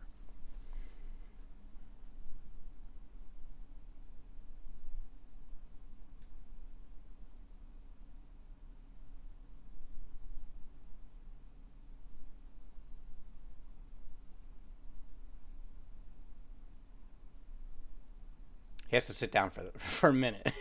He'll be right back. Bax just needs to sit down for a minute.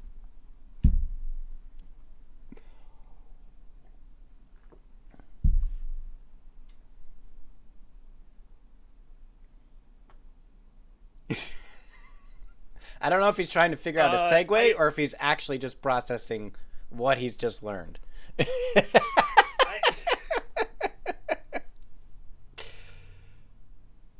Why not both, right? Yeah. Why not both? Sure. Yeah, so I didn't know what a muon is. So that's where I'm at. I'm back Okay. at square one. We didn't even get to the talk about train. muons, and I'm like, shit, I have no idea what he's about to talk about. And so is the whole time it's like, okay, I'm gonna pick up context on what a muon is. And so I'm just like listening, okay, some kind of subatomic, he mentioned subatomic particle, good. Okay, some kind of subatomic thing, just a bit. And then you started doing the thing, and I was like, okay, I'm out. So this is fascinating, and I really look forward to going back through what you said and several going times, piece by piece, to understand what a muon is first of all, and then the rest can come with context. That's why I always offer the disclaimer: do we dare consider the fate of the muon? Because this is what happens. This is what happens, Bax. This is great. No, also, awesome. Also tilted runs in. Anytime we get into this while I'm tilting, I immediately just end up killing everyone. So, perfect. Considering the fate of the muon is just lethal all around. Right. In general. I mean, much better than what I originally thought you said.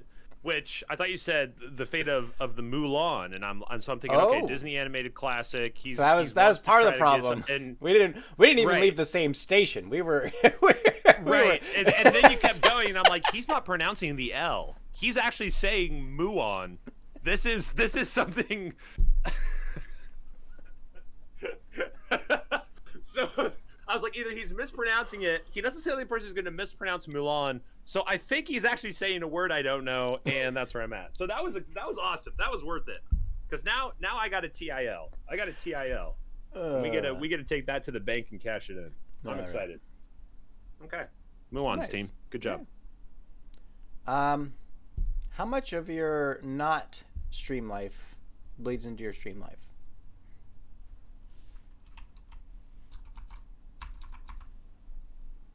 Not. Well, okay. Not a lot, besides, there's always something working on the back burner, where, I'm at work or something and just thinking, like, could I do that? Is that a thing I could do? Is that a thing we could do? Can I, how much work is it going to take to implement this thing that I just randomly thought about? Otherwise, not really at all. The only thing I would say that, certainly does bleed over would be the fact that, one of our rooms is just a room for this. This is the studio, if you will. And then I am very quiet. So there's definitely no problem with me being very quiet while I'm streaming in the house. My voice does not carry at all.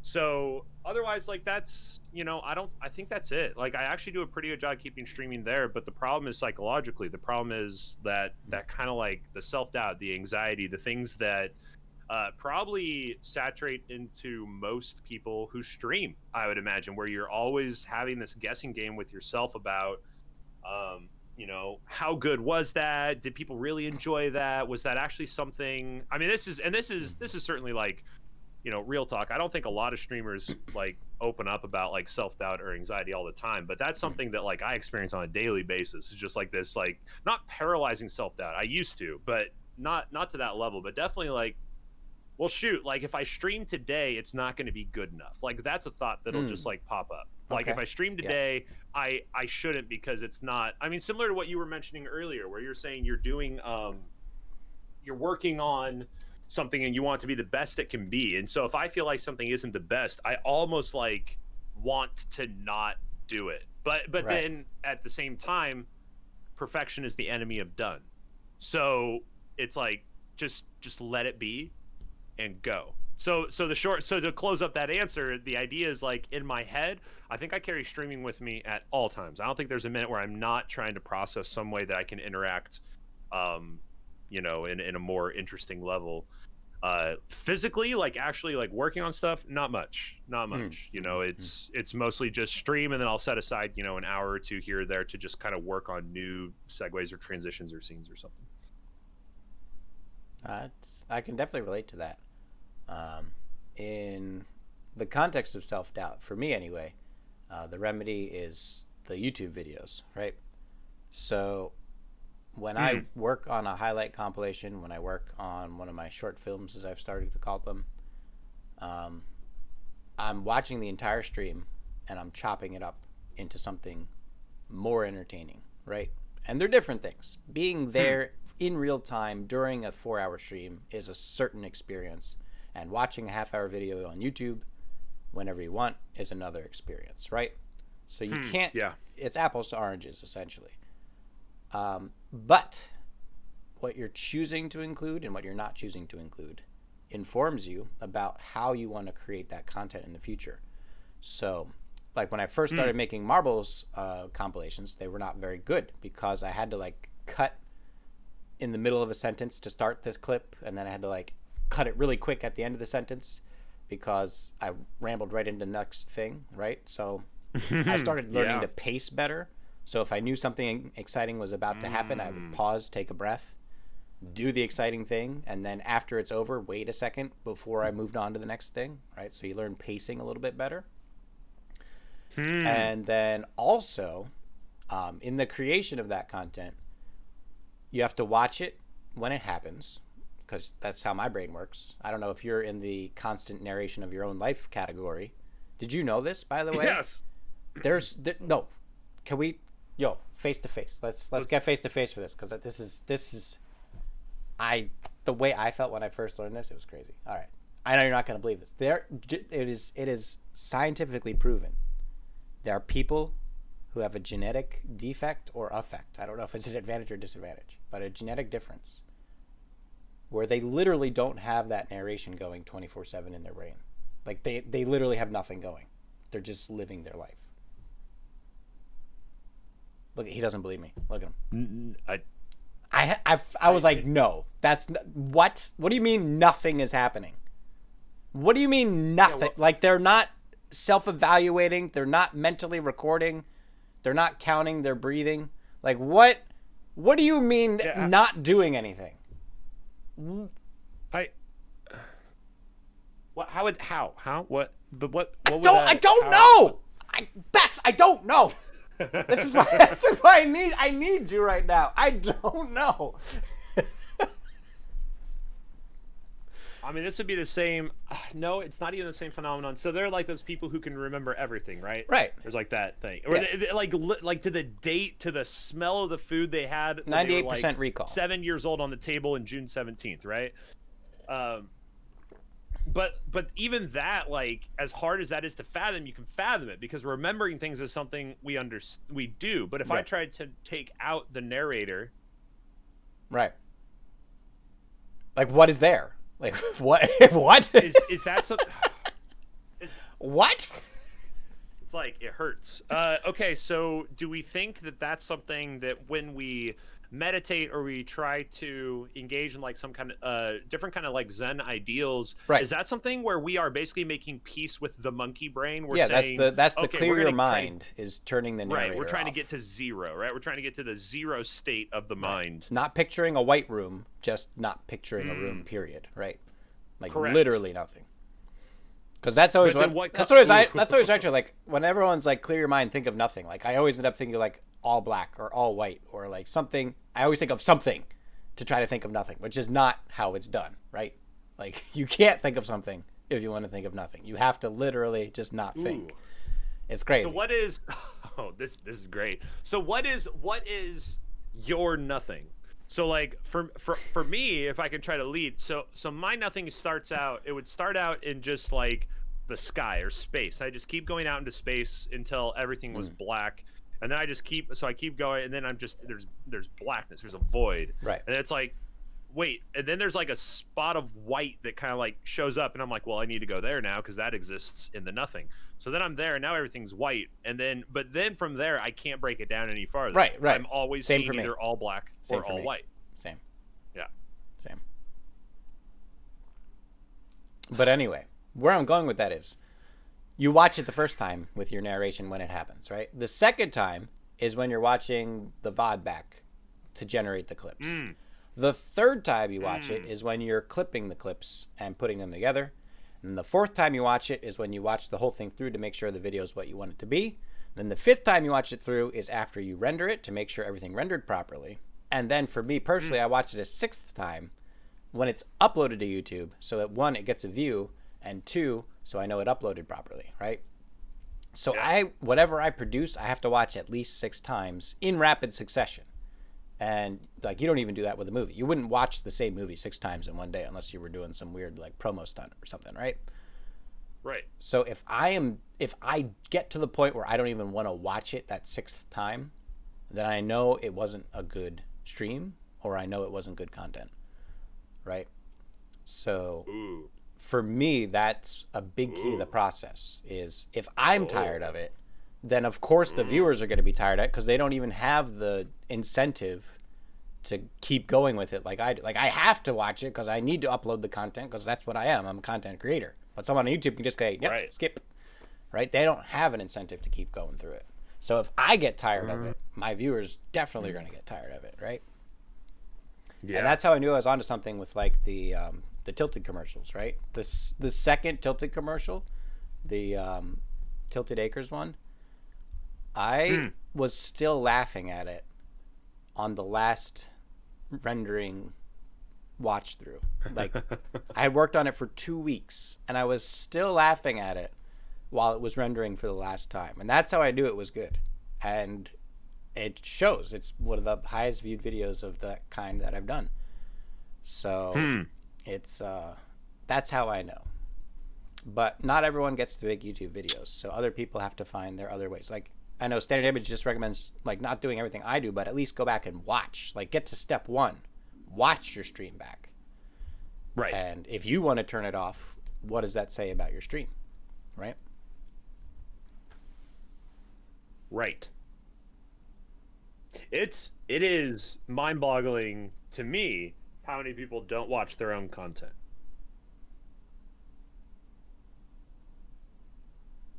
That's it. I have nothing to follow. Yeah, up with that. no. That's that. Boom, done. Period. Done. You have to drop the mic another time. It's so expensive. It's so expensive and tedious to unscrew this and unhook it and do all this stuff.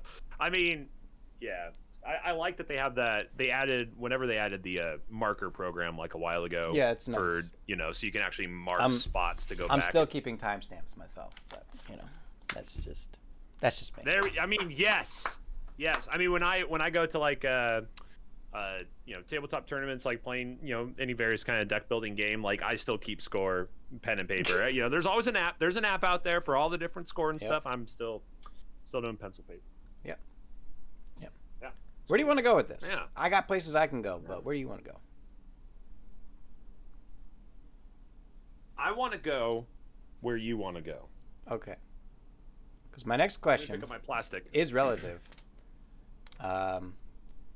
So you definitely are more in explosion period as far as marble streaming goes. I'm much more in the slow, steady accumulation of few but reliable repeated viewers. Not to say you don't have those, but that's more my target. Do you see a difference in your viewer base day to day? Because I would say mine's fairly consistent. I was wondering, someone in an explosion period like yourself, what do you notice about your viewer base day to day? I don't. So this is, I mean, I don't know if I would be like I don't know if I would like self-describe as being an explosion period, but mostly maybe because I don't know what we're defining that as. Okay, well, let's get a visual aid up on the screen here. I'm going to cover your face just a little bit. Hope you don't mind. So we'll go to just a little. Oh yeah, just a little bit. Yeah, just you barely got the bottom of my beard covered. Yeah, good job. There you go. All right, so let's look at Shen's TV for a baseline. All right. Okay. Waiting. What side is this? This looks Waiting. cool. Solely Gnome. There's Twitch stats, but I'm more of a Solely Gnome fan because it has a bit more information and it lets you choose very easily what you want to look at, like the last year, last half year, last 90 days, 30 days, whatever. Okay, so like, see how nice and smooth my stuff is, right? See how it's all smooth and nice, right? Now that's over. Keep in mind that's over like a year and a half, right? That's over a year and a half. Okay. Okay. Now let's look at baXcast. Okay. Right. I'm sorry if this is backwards for anyone, but I think it's okay. Let's look at baXcast real quick. Okay. Boom. Like, you see, like, boom. That's what I mean by explosion, right? So comparatively, right? You see the difference? You see the difference? No, the graphs look the same. No. Okay. My bad. I gotta get my eyes checked. Okay, I got you. I'm picking up what you're putting down. Okay. I see a lot of the same people every day, and the new people that come in keep coming back and stay and become regulars as well. I'll see maybe 3 to 5 people who haven't been there before, and then I never see them again. So it's, few people come in each stream, and about, I'd say, half of them come back, and then half of that maybe continue to watch after that. What do you notice with your viewer base, as it were? It's going to be not a disappointing answer, but maybe not satisfying. It's the same exact thing that you just described. I have a core group of people. So like if I go live, I will have anywhere from like 10 to 20 people who I can probably count on like being there within 5 minutes. And then outside of that, like every single stream, I seem to accrue maybe anywhere between like, on a good day, like 20 followers or so. On a slow day, like 5. Yeah. But that's day in, day out. So that seems to be just the consistent threshold is very similar to that. It should be said, like I used to stream marbles a long time ago, and then I just stopped streaming altogether and went off the grid. I put my computer in the closet, and for the last like 6 months before I came back streaming, I was working on my book, on my novel. And so I finished that. We moved into a new house, and then I decided to start like streaming again. So I wonder if there's also a little bit of like I already had the base there. They were already there, and then I came back, and it's all these names I'm familiar with. Like, hey, welcome back. Good to see you again. So that certainly plays a role in it. But yeah, I don't know. That's interesting. No, I was not prepared for that answer, and I'm happy for you. That's good stuff. Yeah, I think it's well earned. I mean, okay, like I'm pacing, dude. This is the standing desk thing. This is for anybody who has not like tried standing desk. Like it's awesome. It's so like for me it is so freeing. Now the reason I did it, for the record, is health. Like it's my back. Yep. Like I would like stand up after, and my back would just be like, you are the worst person ever. It would just be like, I am so mad at your posture over the last 3 hours that I am going to just cause you to have a sleepless night. If you were to translate the pain into language, it would just be, why? It's just constant. It's why? It's the airborne in the ear, man. It's just like, like what? Like it's just the whole time. So we did the standing desk, and it's so nice just to be able to like move around. And like the first few days, your legs hate you, but your legs can adjust that. Your back, not so much. Your back is like, nah, I'm way more fragile. I'm more fragile. The legs will figure it out, but your legs don't have 30 discs in succession that need to be realigned. Right. So, okay. So what I want to talk, briefly, like, or not briefly, I want to talk about this idea of like models versus actors as a template for streaming. And this is a question that I'm currently like wrestling with and trying to figure out. So if you want to be a model, you want to look like everyone else. That's it. Like your goal is to actually look as similar to other people as possible. If you're an actor, it behooves you to look different so that you aren't competing for specific roles. You want to have something different about either the way that you act, the way that you look, or the way that you personify yourself. So when it comes to streaming right now, I'm in actor mode. I am trying to create something that is very actory as far as the stream is concerned. The issue with that is it does seem like, as far as the actor is concerned, it does take a little bit of a hit to community involvement. I'll see a lot of other Marvel streamers who are eons better at just being like their Discord channels or forums or things. They're always just full of talk. Like everybody is always just like talking all the time about all this stuff. Like they have this much more like model template stream, but that means they also have a model template community. So, and you can't really have like an actor template community. The community is the community. Like it's a group of people who are together doing something. So do you like? So for me, that's my current struggle. Is like, how do I take actor streaming and apply it and make a model community or an act, or maybe I just have to do actor community. What are your thoughts on any of that rubbish? Any of No, that that's thing I just said? I identify. That's actually what happened when I started. When I started, I was just doing the color commentary, and I noticed that the color commentary, as novel as it is, as much as it gets people's attention, it doesn't satisfy the grinders because you're not doing races as frequently, and it doesn't satisfy 100%. the community because you're only talking in between races. And that's why I started to change things. So in that realm, the model serves the viewer base because Marbles really has community first, leaderboard second, innovation third, right?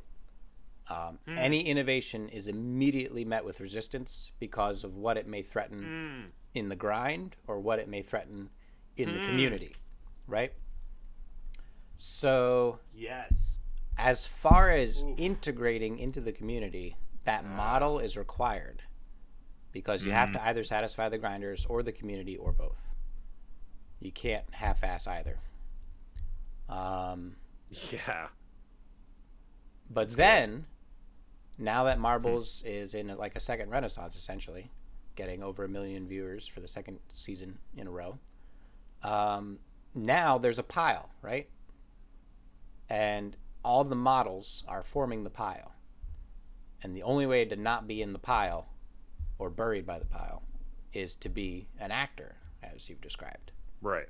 So, for me, that works because I've always wanted the actor, but I needed to pause and take time to build the community in the model situation. So now that the community's there, I can go full model mode and get out of the pile. I think you, because you took a hiatus, is why you're feeling that pressure of the model, because you don't have those months of community building. But you're still staying out of the pile because your actor's so strong.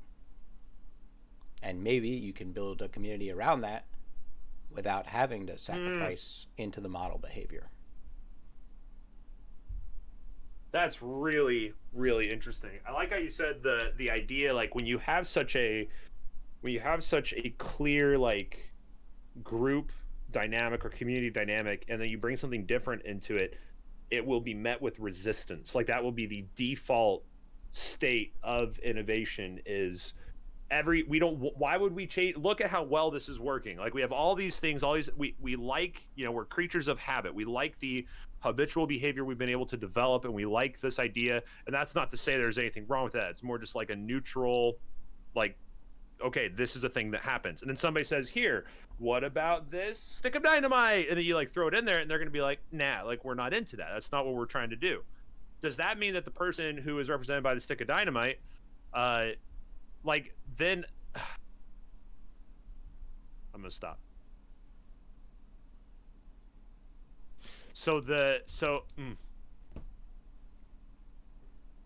I think I've walked over to the wall and sat against that wall like 4 times, and that's pretty good. Those are good numbers. You got me 4 times to go and lean up against the wall and just sit there and be like, okay, I have some reflection. That's great. Freaking muons. My job is done here. Yeah, it's awesome. It's super cool. That's to say that like, and that's more a discussion too, just for streamers in general. Like I remember when I started streaming, I had nobody like. I mean, for a lot of people who start streaming, I don't know what your specific story is, but you just kind of like do it and you see what happens, and you don't have anybody like holding your hand. You're just like, and here we go. You just like. But for anybody who's starting streaming, that's definitely something to think about. Is like this, as I'm putting it, like this model versus actor. Like, how do you want to try to develop early on? Do you want to try to attract that crowd that sees something different, or the crowd that sees something similar that they can latch onto? I honestly think that's a great way to end the show. I think you're a great way to end the show. Ladies and gentlemen, that's going to do it for today's YouTube portion of Losing Our Marbles, a talk for two with our guest. Wonderful time had. Thank you, baXcast, for being here. Much It was my appreciated. pleasure. That was a lot of fun. We will continue after the end, in real time, live on stream every Saturday, with question and answers with chat. So if you want to catch that section of the show, you gotta be here live. There's no other way to do it. Literally no other way to do it. I'll delete the VODs. You won't even be able to go back and watch the VODs. They'll be gone. They'll be gone. But before we go, Bax, as always, would you have anything you'd like to promote? Like, I don't know, something happening in the middle of July with Death Luck 13 or something. I don't know. Oh, wow, man, you hit the nail on the head. I was just a guess. I was just guessing.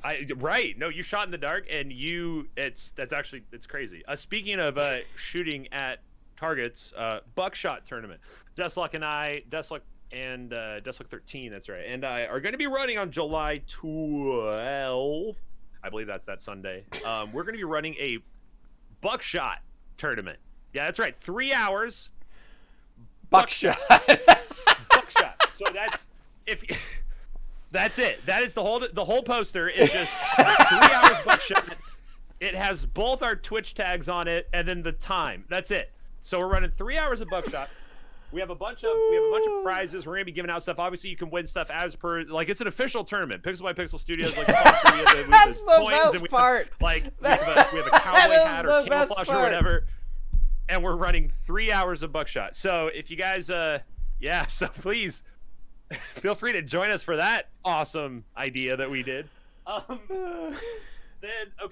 And then the thing I want to plug for my own stream is we do something called Pro Marbles Mode. Pro Marbles Mode takes the most difficult tracks, aka the lowest rated with the highest elimination percentage, and then we run them. We run them and we cast them and we scream at them and we go crazy. I'm going to be starting Pro Marbles League soon, where we are going to run over the course of a couple months. We're going to run Grand Prix in Pro Marbles mode, and then the top three will get cash prizes. So Jones might want to get in on that. That's the last thing I want to promote because I'm really excited about it. It's going to be pretty fun. Just saying, Louisiana Jones might want to get in on that. If you need some more in-depth track analysis, I think Jones would be happy to provide that for you. Yeah, probably. It's true. Cool. I did want to plug, you guys should see and check out, there is a Twitch streamer, Shen's TV, does a lot of, have you heard of them? I think they're pretty cool. I think they're on the Tilted leaderboard. Are they? I think, yeah. Oh, somebody told me they were really bad at tilting, but I think they're on the leaderboard. Oh, gotcha. Yeah. That's cool. They're pretty good. So leaderboard streamer, if you haven't checked them, if you haven't checked the stream out, you should probably check it out. It's pretty cool. And they like do talking and marble stuff on there as well. It's pretty rad. Yeah. Well, thank you all.